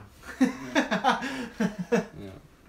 I still think it's a little too underhanded. That is true. I think I they don't just think made he him. was I think that. they just popped off and they're like, well, let's just make Snoke so powerful. I think they got really carried away because at one point he just goes full Emperor and throws a laser bolt at Kylo, and I was like, like we're just being the That was Emperor. Force lightning. That's what I mean. But he just threw it and then pimped off and sat in his chair. Like I was like, in his pimp. Coat. yeah. Like I was like, oh, we're going this route again with the Force. Like I was like, that's where I was like, they were just like, we're gonna make him do this and make him do this, and he's Snoke and he has to be more powerful than the Emperor, and it's like, yeah, they should just made him kind of a fool. I like your kind of like made up backstory for him was just being like a little finger, you know, like he's just like he's very smart and diplomatic, so he can like basically be the supreme leader of this army, but like not more powerful than the Emperor. Yeah. I wanna show it to the lightsaber thing they did where like Rey tries to grab the lightsaber and he just like sends it back around. Oh, Knocks I love that. I like to send it back around. I liked didn't it. like the hit her in the head though, because it was comedic. I liked it. again. Yeah, but I don't mind Snoke playing with them just because he's Yeah. in such a position of power. That's the other funny thing. I find like most of the comedy we've all shouted out, like all of us like some sort of comedy, but then we we don't really have much comedy around the jokes. I honestly forgot a lot of the bad ones.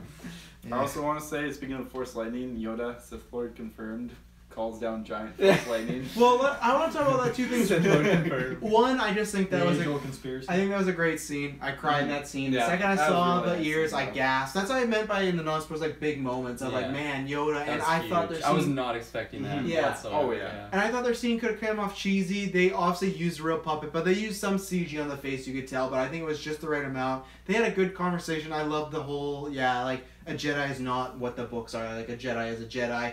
I don't know if I love him being able to summon lightning and cause something on fire, because to me, why don't Force Ghosts do this more often to maybe help out? Because that to me is like another, there's lots of stuff that I like that changes the mythos of Star Wars. I don't know if I like this whole Force Ghost being able, and maybe there's something in the canon, so you can tell me that in the comments or whatnot, but I didn't like him setting a lightning bolt. It worked almost for like a comedic effect, and like, I'm doing it for you. Like, you don't need this tree with fucking books in it. I liked the scene, but that was the only thing I was like, meh. I thought it was funny that he was just like, I'm gonna do this. He's like, go do it. And he's like, oh, I probably shouldn't do this. And he just did it. Yeah. And then he like I tries think to he go just get the books. didn't like.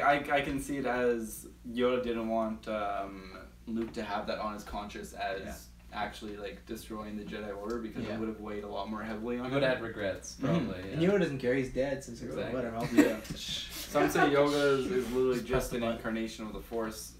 Some say. Yeah. Some say. Some say.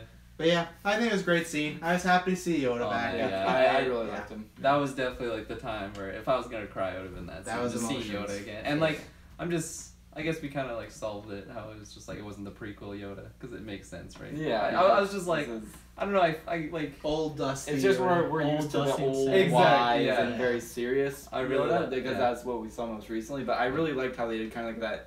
Kind of, he doesn't take anything seriously. And Yeah, he's that all kind of like- And his little jokey laugh and that he old did, and- like, And that he was was doing hilarious. something with his hand. He's like, oh, like Yeah. he was like classic, like almost like, just like when Luke cabin found- fever Yoda when he's yeah, like digging a little through which his is hermit. exactly what yeah. like Dagobah, Yeah, Dagobah, Dagobah, yeah. Dagobah, Yoda. Dagobah. And yeah, I'm glad they Nice. used that Yoda. Yeah. It was really Yoda nice. from Dagobah.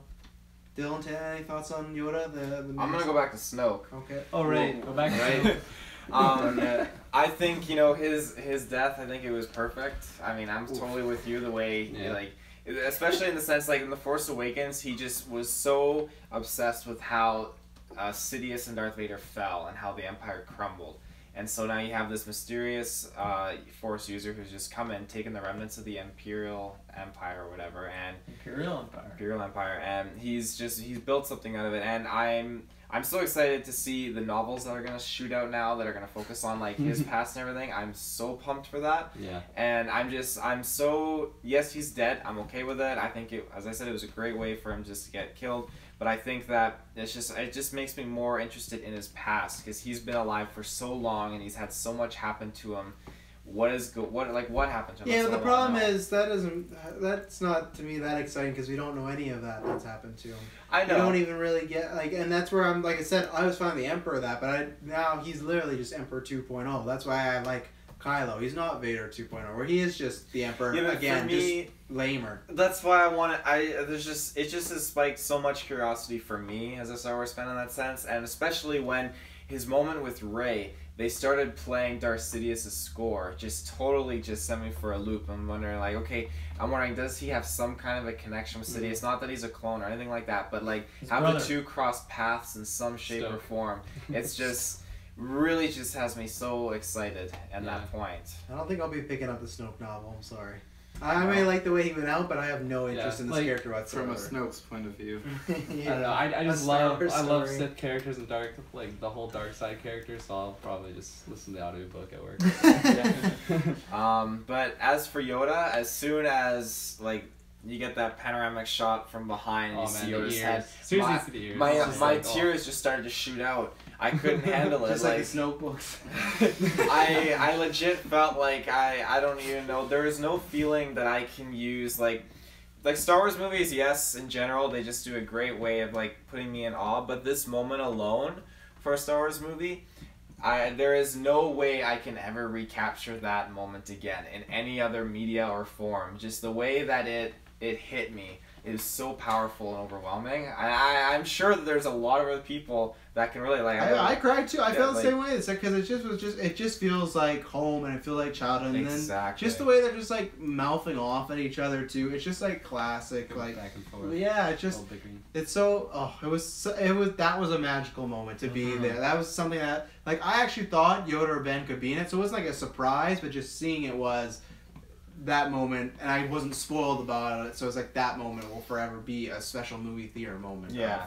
Man, Yoda was back. I really especially like how, because Luke came to terms with, the Jedi have to end, like, just their failures, and he's got to burn down this tree in the text, and I like when Yoda approached him and was calling him out on the fact that Luke was just, he wasn't, not a coward, but he knew Luke wouldn't go through with it. Yeah. And he did that, not to, scare him or put him in his place or anything like that, but just to kind of, call him out on the fact that, Luke, the Jedi are so much more than this, and that even Yoda was willing, after everything that's happened, he's come to this realization that, the Jedi, yes, there's so much baloney, and they fell at the peak of their power and all this crap, but yet he's willing to just, even though when Luke wasn't going to do it, he executed it for him, and he just laughed about it. Plus, someone in our live chat said Yoda probably knew that Rey had the books, so... I'm pretty sure that's probably a thing too. Yeah. I definitely love the way the score portrayed that scene too. Yeah. It kept jumping up between Luke's theme. I listened on the way over here actually to the score. I bought the soundtrack, but the it played, that's why you were late, huh? Yeah. It played the Luke's theme, then it went dark, and then Yoda's theme, then dark again, and just that corresponding with the scenes was just absolutely fantastic. Because you knew Yoda was good, obviously, but just the way that'd be quite Yoda is Snoke. Yeah. Yoda's stoked. It played off so absolutely well, and I feel like the two of them just sitting there and it's zooming out I'd say I could die happy now, but I need to see episode 9, so I can't say that. Yeah, I found I like the score a bit more this time go around. Force Awakens I liked for the most part. There's 2 tracks that I love that I started listening to later on. When I first saw the movie, nothing really stood out, but I thought there was a lot of good music moments, and I preferred it more than Force Awakens. So, you know what I didn't prefer though? What's that? Was any characters not named Rey, Luke, or Kylo, because what about Finn? Any character. No, you said Finn. I'm being I feel like there's more characters. I didn't love the other characters. I like the characters, but maybe what they're doing. I think the whole characters that we're talking about. I think the ending got good for me, where it was about the battle and the struggle and trying to outsmart the First Order and all that. I think when we talked earlier, the first part of the movie for me was a struggle, because even just from Finn waking up, super comedic the whole time. Did not like the whole thing with the suit and this and that.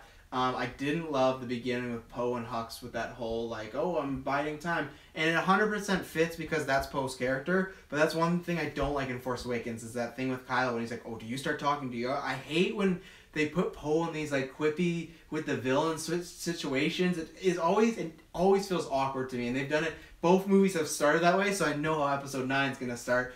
But we talk about the new characters. I think she was a fine enough actress. I don't know. I just did not like Rose. I did not like this whole sometimes taking 5 minutes to talk about me and my sister.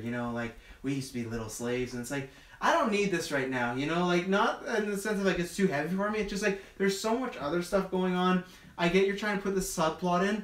Do this in a fucking spin-off movie or something like that. I just felt it felt so forced, no pun intended. It felt so ham-fisted. I hated the kiss. And I was prepared for this also because I had heard rumors that was the love interest. Don't know where that came from because I felt like they clearly set up Finn and Rey, and now we're just going off this weird Kylo. Well, yeah, or they kind of made it seem like Rey and Poe for some reason at the end. That was a really weird interaction. Did they also have Poe and Finn at one point in Force Awakens? I would have much rather them gone that route. Everyone wants a little bit of BB-8. And to counter that, I wish that Rose was taken out and the adventures that Finn was doing was with Finn and Poe together. Oh yeah, and that's where people would have said, "Oh, it's copying Empire." I wouldn't have cared because Empire, you get no new characters except for Lando, but he's off to the side. It's Luke doing his adventure, and then it's Chewie, Han, and Leia. And that's where it's I know these people. And when they bring in Lando, it's he's with all the OGs, so it's fine. But it was you have Rose, and then they brought in the Slicer, and it's 2 new characters. And I didn't really dig much of what was going on. I don't think it was like I don't think it's like Golden Geeks like worst film of the year material. It was just stuff like, okay, this is happening. They're riding on these fucking CGI prequel animals. That was the most prequel. I wish there were pod racers. I'm not gonna lie. lie. God! I was expecting pod racing. Honestly, when they go to the track, I'm like, here we go. And I did. Jesus. I would actually like pod racers. Yeah. And I didn't mind the actual casino. I thought that was cool. I thought that was cool. Yeah. And I really did like Benicio del Toro's character. I liked that he had this weird like stutter, and he was a slicer. I've been begging to see since Knights of the Old Republic. I love slicers. They're just Star Wars hacker, and he was that classic just guy that's probably gonna pop up. Promise, he's just kind of Lando, like reverse, like instead of being bad to good, he's good to bad. So they kind of just swapped. And so whatever, he didn't serve much purpose, but I liked the character. And but yeah, that seeing the stuff with Poe, I liked it because it was. I liked once again where we got because it showed him. He now knows what it takes to be a leader, right? That moment where he decides to pull everyone back because he sees they're all going to die. Where the other times, all these people have died and he's been like, no, we got to do it. Now he's like, oh, people are going to die. We have to save these people. So I think he had a good arc. It was just the stuff happening in the arc was kind of boring at times. They could have found a better way. So that's my piece on all those people. Yeah, I really wanted to see more of like Rey, Poe, and Finn, just the interactions between them. So with Rey, I was fine with it because, you know, she was off just training, doing right? stuff with Kylo and like it works. But yeah, I agree. Like Rose as well. Like I definitely take that character out of the movie. Yeah. Come on, like let's do something else. Even if we don't need a love triangle. Even if Finn goes off and does this shit on his own, like I don't care. Do that instead. Just him and BB-8. I don't even think they really had like any chemistry. And I mean, wasn't interested in the character. That's why the kiss as well for me was like no, like. And she said she loved him. Yeah. They know each other for a few fucking days. She big dropped that. Less than a day. Yikes. Clinger, stage 5 Clinger right there. And Poe for me, I desperately wanted to like him a lot more than I did, but I think because his adventure, like obviously Finn was off and Rey was off doing their thing, and so his story was like just kind of being a bitch to this like purple-haired girl commander lady, and like I don't know, I don't care at all about that storyline. That like he's kind of like, you know, wants to get some power, like control over the rebel people or rebellion, whatever their name is. What are they? Are they still the rebellion? Yeah. I think they're the rebellion. Honestly, I think they're the rebellion now. Oh, okay. And they're the rebels. That's what I was looking for. Yeah, so I wanted to like him more than I could, but I don't know. I just found his story kind of boring, and I didn't really like any of his humor at all. I think he's a fun, interesting character and not a fun, interesting storyline. That's why I found Force Awakens like I can't wait to see him do more. And I felt like the same as Force Awakens, where it's like he always feels like he's idling. He's just there. He should have went on that adventure with Finn. I think it would have been much better. I feel like he's kind of like your equivalent in a way of your Han Solo because he's just like this cool guy and he's kind of funny and he's like. I don't know. But Han got to do stuff where Han also had a much more serious side and like much more serious and dramatic side. Well, he actually has like a story and he's got a good character. And he's interacting with characters that you care about. Yeah. Poe didn't really get that chance. I guess he did. I guess Poe does have a story though, right? With the leader, like they do give him an arc. He does like develop as a character, right? So they give him that. He's not. It's not as intrinsic, I guess. It's not as. There's not as much depth to it as I'd like to see for a character. It's just like a story. I guess I don't feel like I needed to see. Yeah. And I did like his interactions with Leia. Actually, I think they had a nice dynamic, and that was.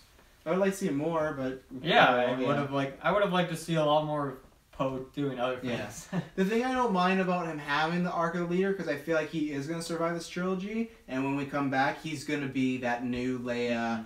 Commander one, so I think that's them saying. So that's why I find it because okay, sure, that works. Yeah, I'm down for that because I like that actor. I think he does a good job in this movie. And just to think, he was supposed to die in the first 20 minutes on Force Awakens, and they changed that. So good for him. Really? I think a big nod to. I think when the ship crashed originally, when they crashed on Jakku, he was just supposed to die in that like quick. So Finn was just supposed to find his body. Yeah. Wow. So I think a big nod to him kind of becoming a commander later was when. They were initially saying after Leia was incapacitated, and they were like saying who's gonna take the helm next, and you see him like perk up, he like looks around, and then he like looks sad when he doesn't get it. So Yeah. I think. And then they give it to a character we've never seen before. And I hate that they Exciting. hamstring this, like, oh, you've taught me so much, Leia. It's like, I don't know who the fuck you are. Like, her sacrificing herself, not emotional at all. Because it's like, I don't know you. I don't care. Well, that's the... Like, I don't know. I feel like, you know, Rian Johnson gets a hold of these characters and he's like, oh, okay, I gotta introduce some of my own characters. And like, I don't know. He didn't really do a good job with that at all. One. And did you like the hacker guy? I don't know. He was kind of interesting just because because of the way he talked and the way he looked and stuff like that. And I mean, you have a good actor behind it, which helps. But I still like that. I do like the casino. Like it was the classic Star Wars where you go in and there's like all sorts of weird shit going on. Yeah. It's like but a little bustling like, what is cantina. this like storyline of them trying to find like that dude with the brooch? Justin Theroux, by the way. And then they. I like I how don't he know. was just like. Just like there. right off. He's just like a weird cameo. That Justin whole Theroux. adventure on that planet seemed very unnecessary to me. Like I don't. Well, even Maz's they needed a inclusion into reason. that too, Oh, yeah, right? yeah. Like this weird Mission like Impossible video scene. game. Yeah, like that did not feel like Star Wars at all. That felt very strange. It just felt like, why can't Poe just be like, hey, I've heard of this hacker. We should find him. Why do we need a scene of Maz? Exactly. Like I think, you know, obviously they needed a plot like device in order to get those characters onto the enemy ship, whatever ship it is, Death Star Destroyer, something or other. But I feel like That's Snoke's. Yeah, I can't remember. They never gave it a title. Snoke's love boat. Wasn't it Dreadnought? I think it was the Resurgent. Okay, we'll just call it Snoke's The boat. Resurgent. But yeah, I feel like and they wanted a reason for them to get on there, and they picked one that was just like really unnecessary and convoluted. And yes, there was some cool visual stuff. Like when they show up, I like how they're showing like that waterfall, and there's like that boat that kind of just starts floating off, and then they follow it for a bit, and then they zoom back into the city. Like I think that was really solid cinematography. Yeah. But just story wise, I wasn't really interested in that place at all. I think BB-8 was still good too. He had some good comedic moments. Mm-hmm. I think they are always smart. They don't overuse them. I think they put them in right spots. So I thought they continued with using them all. The another character, like I hate General Hux. Like he's so boring, such a boring villain. Like way too much screen time for that character, man. Like I every time he's on screen, I'm bored. I want to see a buddy cop comedy of him and Kylo. God. There's a that's the last thing I want. Such good chemistry. Don't give JJ That's the last thing I want. I'm gonna text him right The now. one redeeming factor for him is that Snoke actually explains why he's so incompetent is because he can be manipulated. Yeah. And that's just kind of like, all right, now I kind of understand why he is there, but... And I almost felt like he was backhand talking about Kylo, too, in that moment, too, because he's like, oh, weakened tools can be sharpened, and it's like, oh, are you talking about Kylo as well? Because this is a little awkward, but... I'm a Hux supporter. I love him. I thought he really killed it. The scene you brought up earlier when he's like, fire the guns, and he's like, fire those guns. And it's just like, I thought it was liked phenomenal. him, like, that kind of saves face for me, the way that Snoke said that, but I did like him a little bit more in this one. He didn't seem as, like, wimpy and... I like that he's wimpy. He's just a little bitch guy. It fits now, but in the first movie, he just seemed very incompetent and just, like, awful. In this one, it fits a little bit more, but... I'll wait for my turn to just rant. Go for it. It's your turn, right? I want to go last. Oh, wow. Okay, I'll take it. For Rose, I really, really, really wanted her to just, like, go into the canon. Honestly. Like I feel like that would have been such an easy way to just kill her off. Like, she kind of, like Rian Johnson loves that character. He's not gonna kill her off. She's like, I created this. Like, when they're all driving That's the new trilogy. When they're all driving towards, like, I feel like everyone would just, like, fuck off, and then she would just go. Oh, yeah. And then she would go into it, and then it wouldn't do anything. I would've liked And then that. it would have just, like, still not done anything. It wouldn't have done anything. She died for nothing. Exactly. And then it would have been like, oh, no, Rose. She's she's with her sister. I would not have now. wanted that to happen, Like, because then it's like, wait. I spent so much time with this character in this movie, and that's what I get. I did think Finn was gonna die in that scene though. I legit did. I thought the way they were closing up on him. There's so much build up. I'm like, when that was, I'm like, this is fucking ballsy. They're gonna kill Finn. And then they didn't. Then it just went downhill. She said she loved him. They that's kissed. what I mean. Like, if she just went into the thing, and then he could just be like, "Oh, what a good friend she was." I don't know, fuck right now. Like, just leave. Like, just leave it at that. Yeah. So She was cool. I thought she was okay Yeah. throughout the movie. Like, I don't know. What were the other characters? The Slicer guy? There's He Slicer, was cool. I really, really like that actor. Yeah, Benicio So, del Toro. Yeah, The collector in The Big Ben. MCU. yeah, no, I really, really liked him. He's a collector. Yeah, DJ is his name in the movie, by the way. DJ Yeah. Tricky. Yeah, and then Holder was the new whatever Oh, lead. God. Admiral Holder. Admiral. Oh, sorry. Can't wait for all his books shooting out. Holder. Technically Vice Admiral.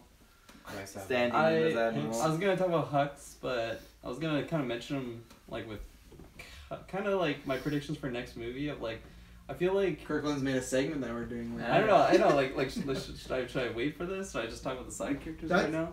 You can do side characters. We can do a quick Your shout out. podcast, man. You Yeah, don't well, like my quick thing I was gonna say is like thinking about Kylo for the next movie. I feel like he's not necessarily like the best leader, so I feel like there'll be a Not lot at of. all. I feel like there'll be people that are like this guy's not our good leader. No. Like we should overthrow him basically. So I feel like Hux is kind of gonna lead that. He stopped a whole attack to destroy his dad's ship. He's gonna be I an know. awful Exactly, leader. and like I feel like there'll be a lot of like.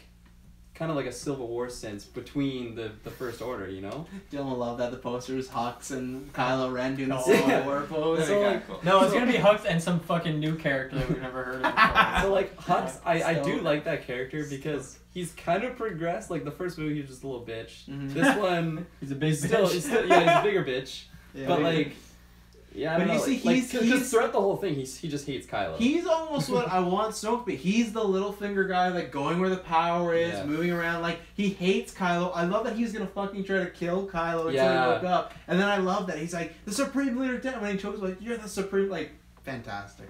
Yeah, Such a so nice little rat. that was just like I feel like he's gonna have a fairly decent role in the next movie of like kind of like overthrowing Kylo. I think he's Something gonna die. Hux. Oh yeah. No, yeah. Kylo's gonna fuck him up. That or I think Rose will take him out. Yeah, Rose. So yeah, so Rose, No, you I don't know. won't I see. felt like she was too big of a character for this movie, and like, I feel like putting a brand new character in like that kind of a big role in this movie was kind of, it didn't work. in No, my it was opinion. risky. I think Ryan Johnson wanted some more females. in there. Risque. Yeah, I guess, but I hope that's not the reason they put her in. I hope they legitimately were like, oh, I like this character, not like. Well, hey, her we should name's get even one. Rose too. It's like she was simply there Yeah. as like a love interest. Like, come on. Well, and it was felt weird because I felt like with all the characters from Force Awakens, we all end up liking them. Where this kind of felt, maybe it's just because I just didn't like her. It felt like we were trying to be forced to really like her, and that almost made me dislike the character more, which sucks for the actress. Because maybe people like her, but everybody else we talked to that is not on this review said the same thing. Like, Rose and Finn, I'm not really digging that. Well, it's and even like she kind of just she literally says at the start that she just works on like the pipes down in the fucking basement, listening to. and then like after like 2 minutes, she's just like up there with the big dogs, Yeah, making big exactly. decisions. Like, Yep. okay, that makes sense. Yep. Great character, Ryan Johnson. I like how you keep shouting out Ryan Johnson by name. I'm just because I noticed Taylor's name dropping Ryan Johnson whenever he can, so I'm trying to do the opposite. Where Yeah. I'm just And then Yeah, I'm just being rude. We that's all. aren't going to dinner with Ryan Johnson apparently. I'm not getting cast in his trilogy. the other side character, the Vice Admiral or whatever her name was, the purple hair chick. Mhm. I felt like she was just so plain, and Yeah. like she had no backstory, and like she was just so like wishy-washy. Like she just hates Poe. Yeah. So and at the end he's like, Flying oh, away. I like him. It's just Yeah. like, yeah, you know, he's like, I kind of like this guy. Exactly. And then it's like, oh, I'm gonna go down with the ship. It's like, okay, like I don't care. See you whatsoever. next trilogy. You don't got a droid for that, guys? Yeah. Right? Like it has to be her. It's like, yeah, no. Well, Also, also, she's a droid. The one, That's why she's so I'll basic. bring up later on my rant. Keep going. I really don't know any other side characters to shout out. Like, yeah, Taylor, why did you love these side characters? I liked Slicer. I thought he was really cool. Yeah, like- Rose is like, okay. And That's when you know it's bad. When even Taylor's like, man. Those just I firing feel through this. honestly, I love Poe. He's one of my favorite like Star Wars characters. I think he's an awesome pilot. Whenever I see him fly in the movies, it's just I feel like I'm in the cockpit with him and we can take on the whole Ew. galaxy. Like honestly, Wow. like I feel like I'm playing Star Wars Battlefront. Like I feel like he's my favorite. I love space He's a cool battles. dude. Oh my god.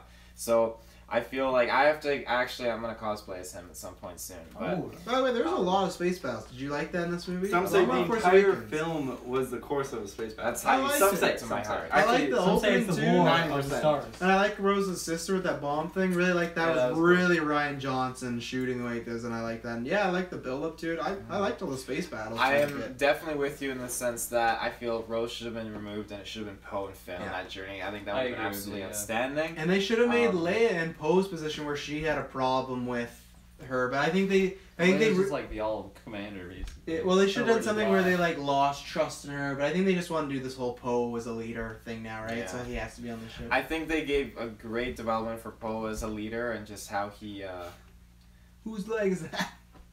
my leg I'm do not something. moving It's, anything. I don't know. I hear a leg, Oh. and I know the mic will pick it up. I feel like Poe's journey in becoming like a leader from the cocky kind of personality was great. I feel like he wasn't as cocky in Force Awakens as he was in this movie. I feel like he was a little bit more humble in Force Awakens. He wasn't in Force Awakens that much, though. No, but I feel like the scenes he was just very low key. He wasn't like I know what I'm talking about and just I'm up here above you. But in this, he definitely had that mindset and perspective. But I'm glad that they showed that development and change. I like that it tickled BB-8. That was great. I think Hux.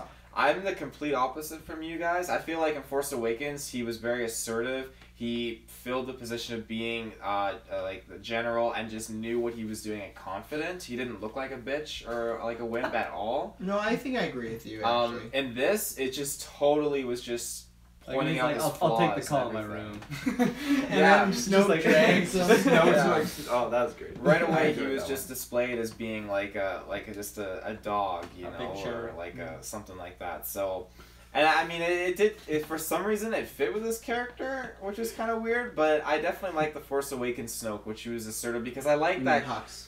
Yeah, I Snoke like wasn't that that. assertive in Force Awakens. He had like a 30-second scene. I like that Yeah. Grand Moff Tarkin kind of feel to like these Imperial or First Order leaders. I feel like that's a good kind of representation for them as an organization. Yeah, it was also nice to have something different again. I don't It want is, Grand but Moff I don't- I don't want Snoke to like. I don't want Grand It Moff Tarkin is, to. but I don't all the time like, you know, like, oh, bitch being dragged on the floor kind of thing, you know.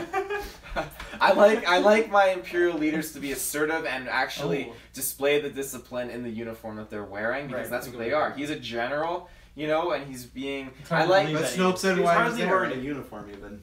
He's wearing a coat. He's wearing a coat, yeah. Like a black I think it was funny in the sense where he was being dragged, obviously, and his other sub-officers were seeing that. But at the same time, I feel like, you know, you gotta have that respect of your peers and everything, and he was getting none of that. I mean, yes, sir, dropping right away, you know. Someone But, you can answer this. Someone asked in our live chat if we like the Porgs. The Porgs? Yeah. What's a fork? I That's think a big debate. The little fluffy penguins. It was debated for months about if they're gonna ruin the movie or not. I was so afraid of them actually being a little overbearing and actually not doing justice for this film, but I really liked them. I think their whole back and forth with Chewbacca was absolutely perfect. Chewbacca killed a couple. I know, but I love that, you know, Chewbacca was like He's the eating eyes. it? But he's eating it? He Yeah, cooked he them. was Yeah, but he cooking them. didn't eat Oh. it though. Yeah. That makes it worse, honestly. You The don't fact know that that. he didn't eat it I made it think worse so, for me. yeah. I was I thought like, it at was least still like chicken. respect to the. I thought that was to just the like a ones you killed. pro-vegan thing. Yeah. Oh, don't eat the meat. No animals were Free harmed. vegan. I thought they were fine. They were Think about used that. well. They weren't Yeah. the Ewoks, so they didn't bug me as much as. They I were was- party with the porgs. At the end. I was never worried. Everybody was really worried about the Porgs. I never thought they were gonna fucking take down Snoke. I think they. Hey, the Why Ewoks is took there- down the Emperor. Jesus. Well, that's why, right? Because when the Ewoks took down the Emperor, everyone saw the Porgs and like, Ewoks oh took the no. Emperor? What? Well, they helped in Return of the Jedi, right? They definitely fucked up some Imperial stormtroopers. They definitely They did. led to the downfall of the They Empire. didn't take down the so- Emperor. What? There's like Force lightning no, back I- down. They took him down. Let me- you haven't seen the new special cut? Alright, without the Ewoks, the shield generator would have never gone That is down. true. If the shield generator didn't go down, then the Death Star would have exploded. Death Star didn't explode, Emperor could still be alive. That's true. Yeah. I would have said Empire, not the Emperor. Okay. Personally. I think Different strokes for different folks. back onto the side Ew. characters. Vice Admiral Holder. I think that. Holding it. is it Keep me? talking. I Is it think me? it might be you. Oh shit. I For think once, you it's know. not me. I don't. My- I don't move. So. My one serious beef with her is the fact that she was spending, I don't know how long it is in space Star Wars time, but she stood on the bridge, not even on the bridge, she stood at like the hangar bay watching, I'm gonna guess maybe 20 resistance frigates, cargo ships get blown up, and then she made the conscious decision to go to the bridge and use hyperspace through half the fucking fleet. She couldn't have done that the moment she saw one of those ships explode. It's a little bit, that's the only thing I will point out from this movie that irked me, is just how, like, she was delayed in that sense. Fair enough. Maybe she had headphones in and she was just like, she was a big chill. Yeah, I'm gonna die, so I'm gonna go listen to some Simon and Garfunkel. Simon and Garfs. Oof. Is it my turn? Yeah. You can also answer if you like the Luke milking scene, which I thought it was. I was so strange. That was probably my favorite live scene. chat. Very cool. sexual. Shout out to Satupora. Surprised Disney had the audacity to just show those nipples. Yeah. Just like support some big, breastfeeding girthy kind of thing, nipples. I guess. I think they were just going for the joke. Oh. Cool design on the aliens, though. Yeah. I also thought the way that Luke fished, that very inefficient. That could take a while. Highly inefficient. He just uses the Force and senses. But He's using the He's not using wasn't the using the Force. Force at the time. Force Remember? fishing. See, No, so that's he's how I closed thought. off. I'm like, because at first I'm like, how the hell did he see that? I'm like, oh, he knows the Force. He But uses then it for his own comes on with the benefit. He's Force, probably so I'm also been there for 20 years. Maybe the first 5 years he didn't catch a single fish. Nice. He just ate pork. That's why his head's so like, big. I like how he like went to that cliff though. Like, why couldn't he just do where he was? I don't know. What did Because Ray he's a cool say? guy. Did Ray Because say he- careful? He's like Ray, watch this. Fucking pole vaults. He didn't Yeah, say be that. careful. Come on, why are you telling him that? Yeah. Alrighty. So Poe Dameron. Oh damn. Poe Dameron. Traditionally, your Alright. favorite character. He was. of all I time? did like him a lot in. I don't think that's true though. He's what not you your. said. Oh really? Oh, Nope. okay. But initially I liked him on Force Awakens, and I think he still held up on my second watch, despite a lot of the other movie going down. But he was alright. I didn't really. He seemed.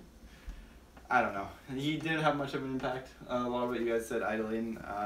One thing that irked me was how he just seemed very overpowered in the first scene he had when he just Oh, yeah, right. single-handedly Oh, took yeah. out the dreadnought almost. He's a strong guy. That was, I don't know. I didn't like that scene at all. Like, how do X-wing lasers take out those gun emplacements There's also in one like shot? he's like cruising toward that last cannon, and like BB-8's trying to fix the thing, and I swear, like he's trying to fix it for like a full minute, but it's like, dude, you definitely drove past that thing like a long Space. time ago. Time works Yep. different in space. Apparently, he went through a wormhole or Yeah. three. Mhm. Also, Thanos. yeah.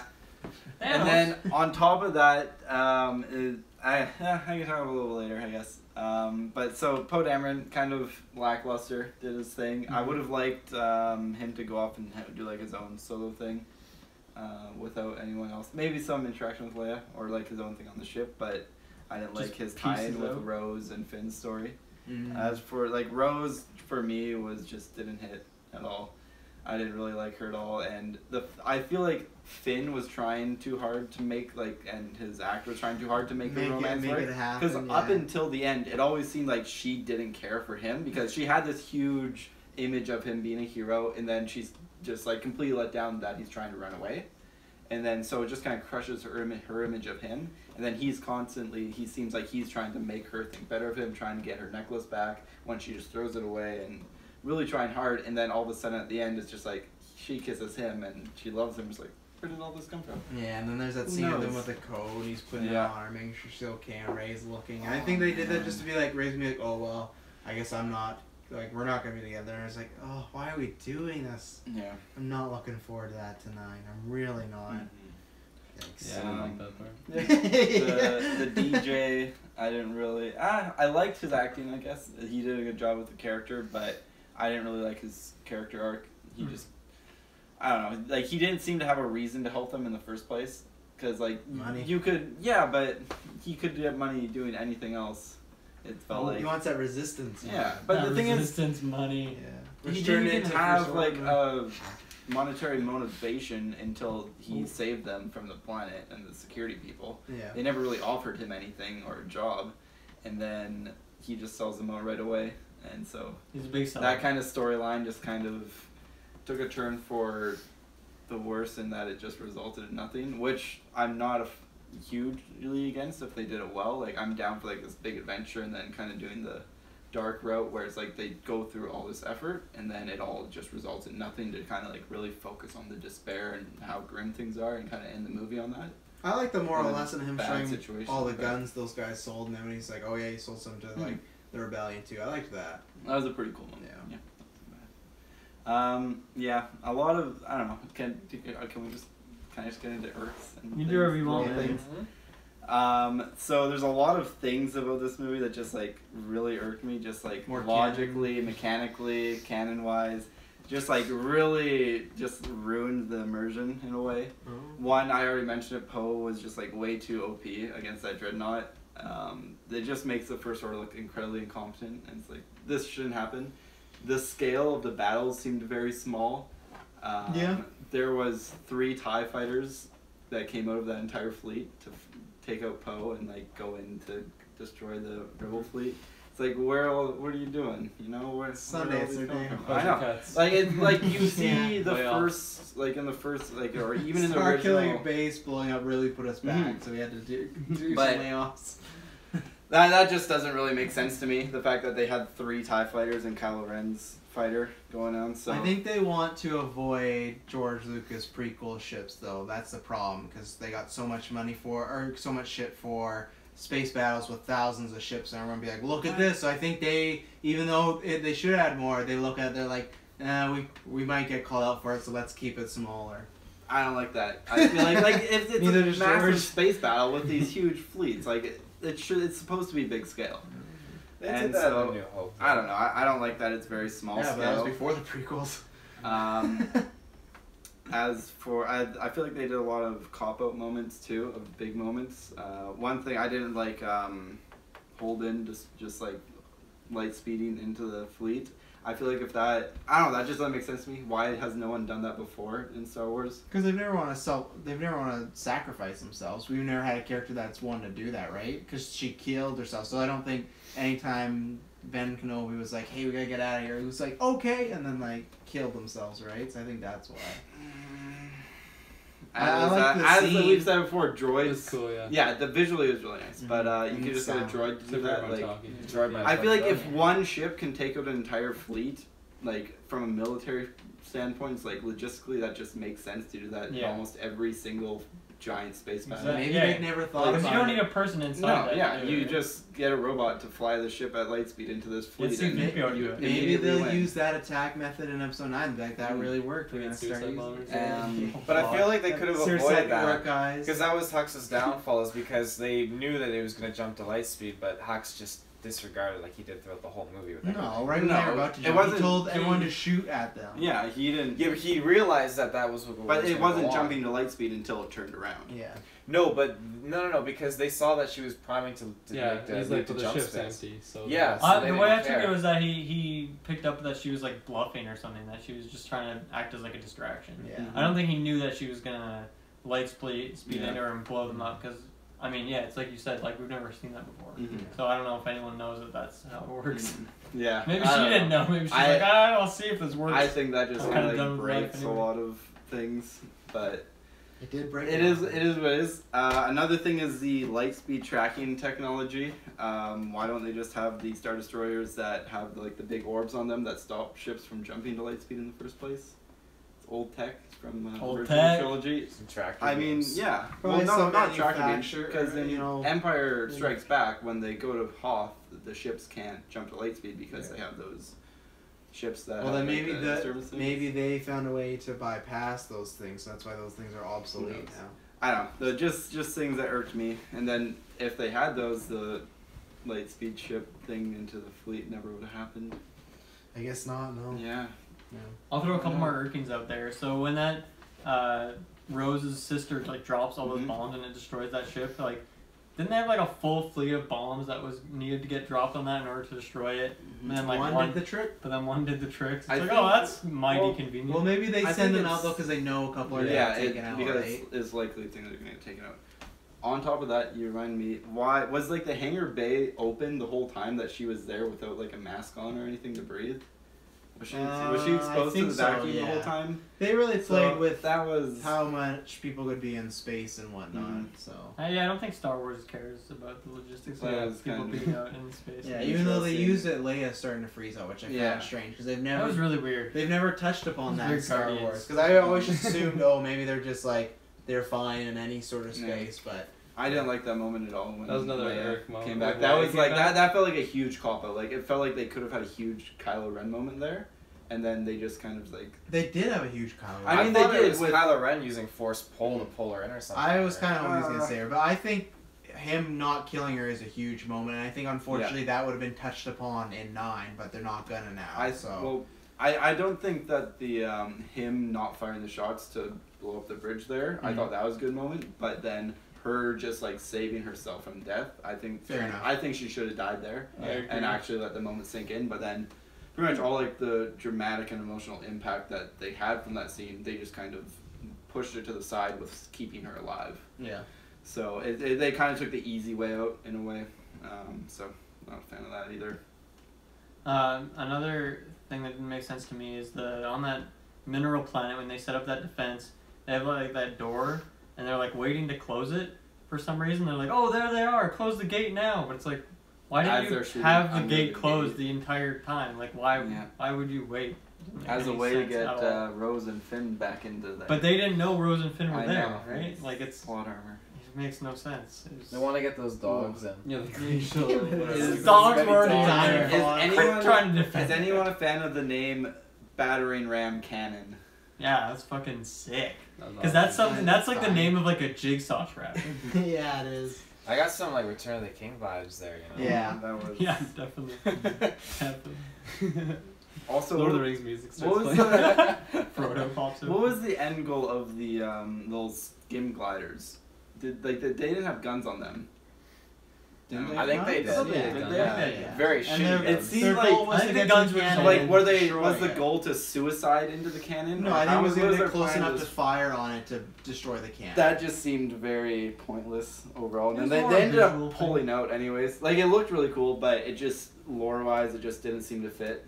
Also, yeah, it wasn't really a great idea. The AT-ATs were really good at destroying the skim glides until there was only one they needed to shoot at, and then they just missed it a lot.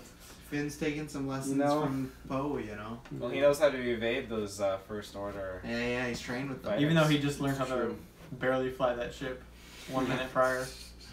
It wasn't that. It was just the magic of Star Wars. Yeah, the Force, man. It's like explosions in space. Force. It's like we just accept it.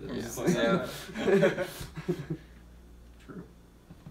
Any more irks? My big irk was the Leia thing. Really. Yeah. It was just like I felt like that was the perfect moment for them to just kill her off. But saying that, I wouldn't have liked her just getting exploded in a ship, though. That feels like done dirty for the OG Star Wars character, her just to die in like an explosion. I don't know. I was just really expecting her to just because I was really expecting her to like get killed off in this movie. Yeah, me too. With everything that was going on, and then but like saying that, I thought that she shouldn't have saved herself. That was a little ridiculous. But like, I'm kind of glad that she didn't die at that point because there was a really good scene with Mark Hamill at the end, giving her like I don't even know what that thing is. Yeah, I think it's supposed to signify. I think it's like fuzzy dice that you hang. Yeah, it's like Han's dice, his love or something. Yeah. From the Falcon. Apparently it's in A New Hope or something like that. I just took it as like it was like their version of like fucking rings in the Star Wars universe. Like they weren't even real. They were hologram ones. Because when she gave it to him, she even left them behind after. I know, yeah. It's like she's like, I know. When she feel that they're just like not there. And then Kyle. Yeah. Slash. I was like, oh good, I have an heirloom for my father. And then, no, again. Yeah, I was gonna say I liked Finn a bit more because none of us talked about Finn. That shows how much he really did in this movie. I think that was just because the story he was in. Yeah. But I liked him. I thought his I think it's more just his humor hit for me. I think John Boyega's gonna be a big star. In the future, because that scene when he's talking to Rose when he's trying to escape all the shit, he's so charismatic. So I'd like to see him do more, and I really hope they course correct. I really want to like that character, man. I really hope they course correct and he does maybe end up with Rey or something like that. I hope they get back that because I don't want this. Because if they do, then just I'm sorry, kill them both off. I don't need Finn and Rose. That's not gonna be your new Luke or your new Han and Leia. I'm sorry. So. I don't even know if this Star Wars trilogy. This is the new- I don't even know. Yeah, it's not gonna be the new Luke Leia either.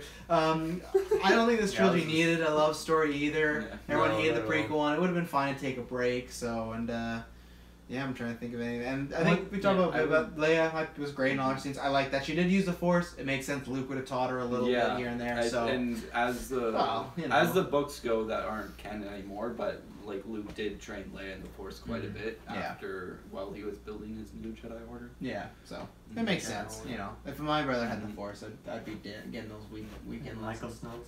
Yeah. I just want to point out, I really want, you guys mentioned earlier, but like just like a Finn and BB-8 buddy cop adventure. Nice. Like, We got that. I think, and then Kylo Ren take a one. Rose from this movie, and if it was just Finn and BB-8 doing casino stuff, I think that could have been really well done. Yeah. And so I really hope they do like a buddy cop of those two, because I still really enjoy the scene of in the Force Awakens when Finn and BB-8 kind of like are helping Rey fix the ship, and then like they're kind of having those interactions, like Finn's trying to really like convince him that he's good and competent and stuff, and BB-8's kind of like playing with him a little bit. I really like those moments, so I think if they did that, it's a thumbs up for me. More of that. You want more of that? Yeah. One thing I didn't mention when we brought it up a long time ago, but I really like that scene of Rey in that cave, like visually, and like all those reflections. Oh, and yeah, that's lined up really those good. snaps. Yeah. Oh, I just wanted to like break into a song, you know, just like all the different versions. Or something. Simon and What'd you do in the cave? Yeah, that's probably my favorite scene, like visually. I just thought it was interesting, but it kind of had like a sinister overtone. It definitely was to it. creepy. Like Yeah. when she went down to the hole, like that's. Well, it's because like she was going down there, like Yeah. luring of the dark side. Well, yeah, like that was because like they always kind of talk about the dark side, but it doesn't seem like scary. It's just like it's this dark force. But like this movie, like when she had the vision and it goes to the hole, it's just like holy shit, like this is kind of creepy. And then when she goes down there, there's like the skull in the water that she sees. Did you guys notice like when she was following Luke, there was I a like little that. bit of the sea creature in the See, background? I always like that stuff in Star Wars. Just like the little like. I don't know. Like the wacky, exactly. It's just wacky like stuff. it just brings Fills up you. the world. It just feels like you're in the Star Wars universe. You know, like monsters. There's always a lot of creatures kicking around. It was like too when BB-8 like went down into the ship. You get that again, another new perspective. You know, that detail. Like, oh, you know, usually we just see R2-D2 fixing the ship, but literally we have BB-8 drop down and he's doing all these things and spinning around. It's just another cool perspective. I also wanted to bring up the soundtrack. I don't think there was much new from it, but I think the way they took various characters' themes and using like the Star Wars theme, and then when they, I don't know, like there's so much Star Wars music now over the years, right? And I think they used it really well. And it seemed like it was kind of constantly going. Like it was always kind of just taking you from scene to scene. And so I think it was well done. Yeah. I think I have to just agree with the soundtrack on you guys. It didn't hit for me that much, and a lot of the emotional moments, whether there was a lack thereof or like a dramatic soundtrack, it just didn't really make me feel that moment as much as I would have liked. Fair enough. Really? I can understand that because I don't really think I got any vibes of there being any new music. But I don't know, I like just hearing all the old themes and like the way they timed them. Yeah, like for me personally, like I felt like I enjoyed it because I didn't feel like it was like a scene was happening and there was a weird song going on where it just felt out of place. Like it felt right in. Yeah. Exactly, and like it flowed well. It's not like one song was over here and then it goes to the next scene and then it's just like a totally like high paced tempo. You didn't change. Yeah, it really matched the scene. A nice Personally, flow. that's how I felt. A nice flowing river of music. From here to here. Like I said earlier, I bought the soundtrack literally as the credits you were went rolling. to the store on the way here. I did, yeah. But I think, I think the score was fantastic. Getting to feel like all those original drops of like the original score from the original trilogy, and then having it clash with like new tunes from the Force Awakens. This is the soundtrack I was expecting and wanting in Force Awakens, but didn't get. That being said, I love Force Awakens soundtrack. This one just was everything I've been waiting for so long. And tomorrow when it's laundry day tomorrow, I'm gonna sit in the laundromat and I'm gonna be playing this. I got my headphones on, and this is gonna be the thing. This is gonna be it. Breaking like a flash mob. Pretty cool places. It's I've only cool. been to laundromat once. It's a great experience. I've been there 3 times. It's a great time. We're gonna have a laundromat podcast. It's a really great way to just like sit I got down 3 new and podcasts. That could be a good idea. Some like laundromat self-time. conversations. You can't even hear people because it's just the machines in the back. Never mind the machines. We're just yelling in the laundromat. But then you kind of get used to it, and you listen to a Becomes the podcast later, and story. you're like, I can't listen to this podcast because there's no laundry machine. Everyone's so loud. Final thoughts then? Final Anything thoughts? else to shout out before we get into final thoughts and ratings for people who want to drop them? You wanna go? No, I think I've just got like all my final thoughts. I can sum up with my rating. Okay. Yeah. I'll start. No, I don't know how. This is gonna take definitely a few rewatches, because I can't say the first time I watched Force Awakens, I can't say, oh yeah, it was that level, because the hype was at an all-time high level. I do think The Force Awakens is a better movie as far as pacing, and I have a few problems with Force Awakens. As we talk about more, there are a lot of things I dislike. I think the problem with me, that's why I want to rewatch, is I find the second half, or 2 out of the 3 acts, so good, or really good, that it kind of overshadows the stuff I didn't like in the first thing, which when I really think about it, I really didn't like. Not really didn't like, but I just didn't like a lot of the stuff that was going on. Mm-hmm. So, I don't know, it's tough. Lots of big Star Wars moments, lots of big shocking moments, lots of big surprises. I loved the stuff with Rey, Kylo Ren, and Luke. I thought that stuff was all great. The other stuff was just kind of a good adventure in Star Wars land. So that stuff, like, if the other stuff wasn't so good, it would be quite lower for me, and I've said before, Kylo Ren, this was, I think, 100% his movie. I think he stole it, and that's another reason why I'm going to watch this movie over and over. I'll give it an 8, even though I want to go lower. The only reason I'm giving it an 8 is because the stuff that I liked, I loved. I loved, like I said, that Kylo and Rey thing. I don't know how we've never gotten that before in Star Wars. I think they did a lot of new stuff. They did a lot of stuff that they took this thing.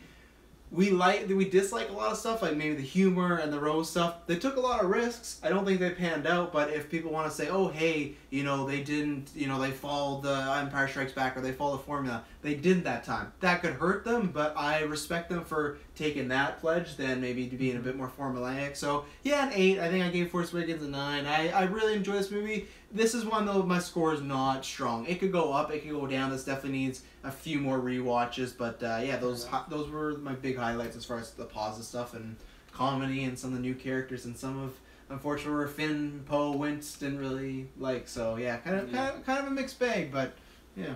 Yeah. Personally, like, I felt like Force Awakens, throughout the whole film, I felt like it was just good balance of, like, it was all pretty much good. It wasn't there, like, really low points, really high points.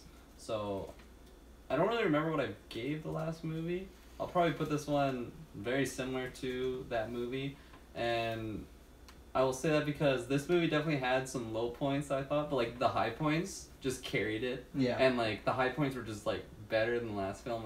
I thought, like, big shocker when Han Solo was killed, but, like, that was about it, and that was last about shot of it, Luke, really. but that was like, okay, Exactly. we didn't really get that because Luke was. We're gonna get that in this. No, film. yeah, like the Yoda scene was just, like, that just blew me away. I was not expecting that, like, not at all. Like, I thought Yoda was just gonna be gone. But the fight scene with Kylo Ren and Rey, like, holy crap, that was just visually amazing. It was just so awesome. I just really liked, like, those high points. That's what carries this film for me, and that's why I think it's very similar to Force Awakens. Like you said, I gotta rewatch it to give it a solid rating. So it could go up or down, but I feel personally I liked it more than Force Awakens. So maybe like 0.1 or 2 more than the last film. Yeah, I'll stick with that. Yeah. Yeah. As for myself, I think everything with Rey and Kylo is really well done, and I really like that stuff. But there might be a few more hints, like, things are here or there, like cinematography. There's some good moments with the music, and the Yoda scene stuff was good. But for the most part, like, I'm super disappointed what they decided to do with these characters and the stories they decided to do with them. And I think we got cheaped out of a lot of cool interactions. And like, Kylo's really good, but, like, Huck and Snoke. His name is Hux, we by didn't the even way. talk. We didn't even talk about Phasma at all. 'Cause Oh my god!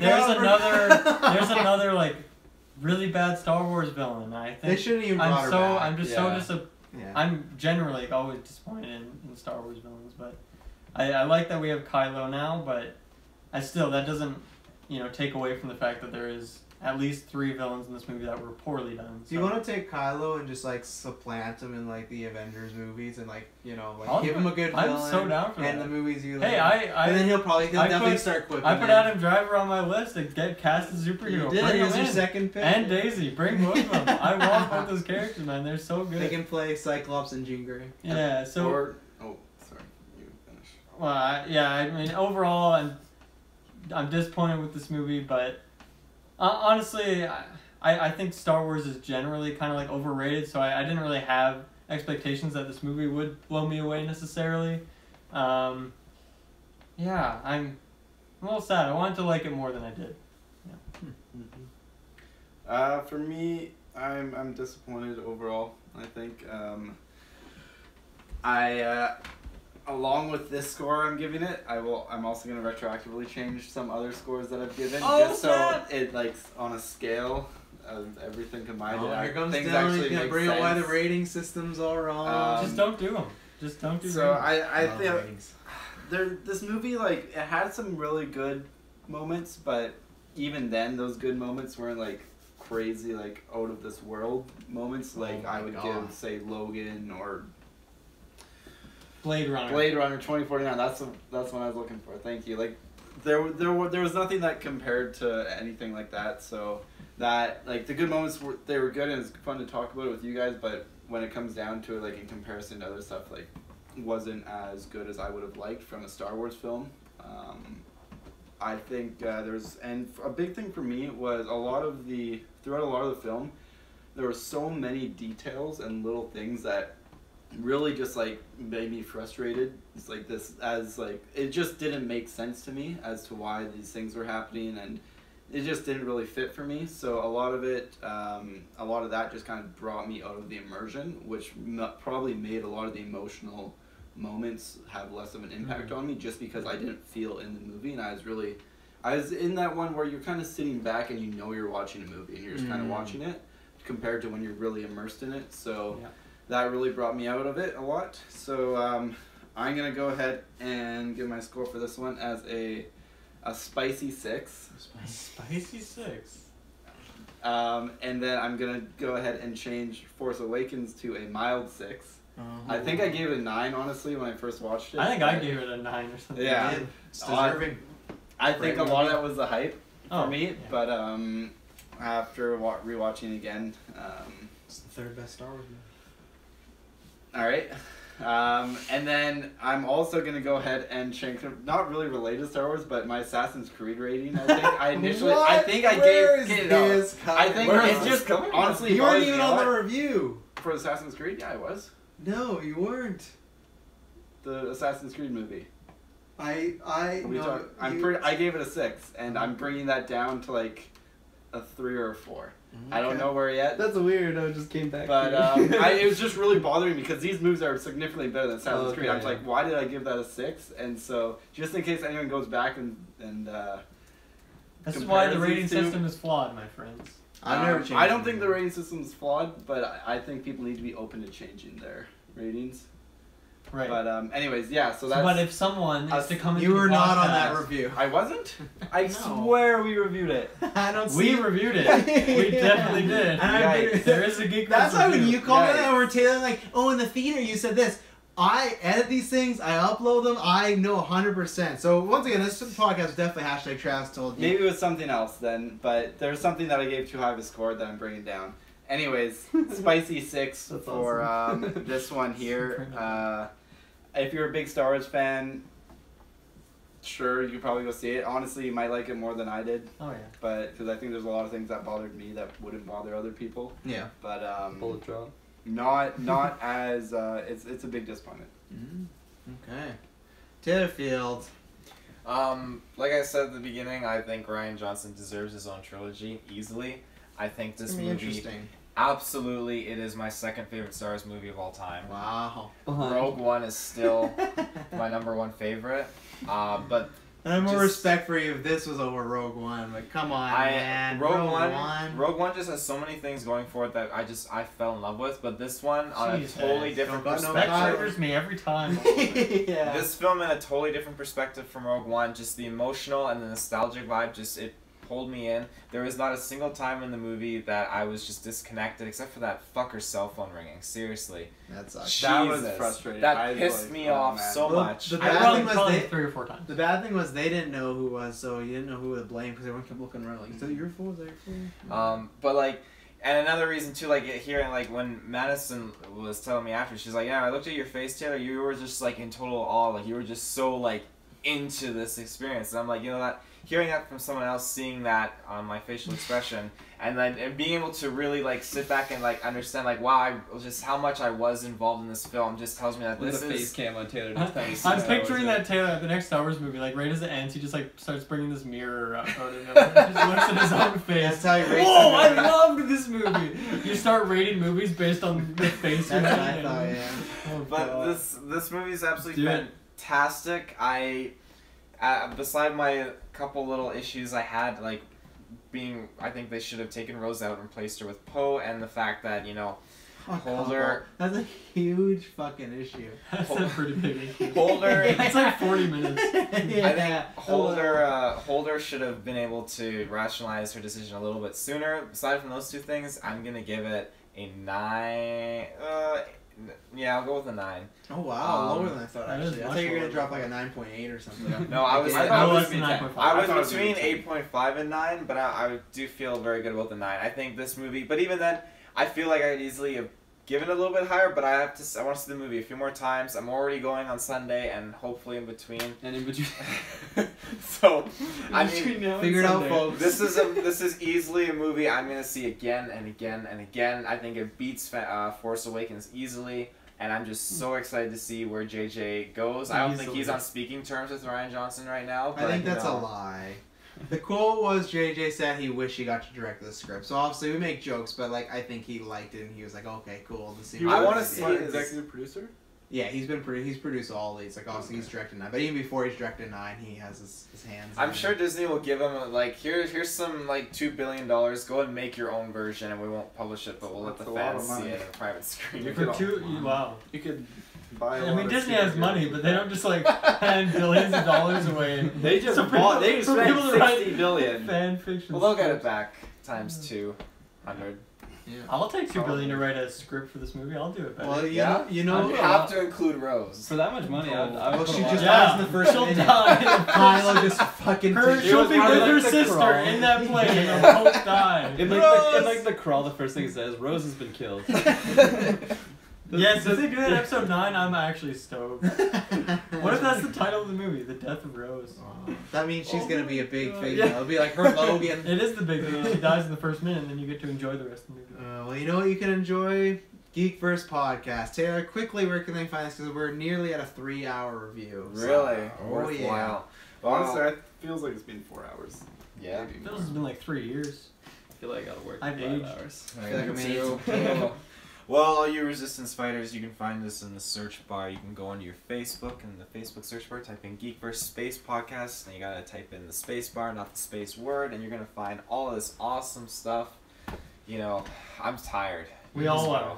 Just Take go us to home. geekverspodcast.com. You can find social media, our podcast services, YouTube. If you like what we do, please subscribe, like, all that jazz. We did a cast earlier today talking about Marvel buying Disney. No, fuck.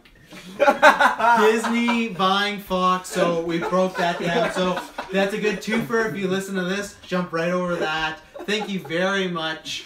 Next week, I'm not sure what the episode will be, but it will not be boring. May the Force be with you.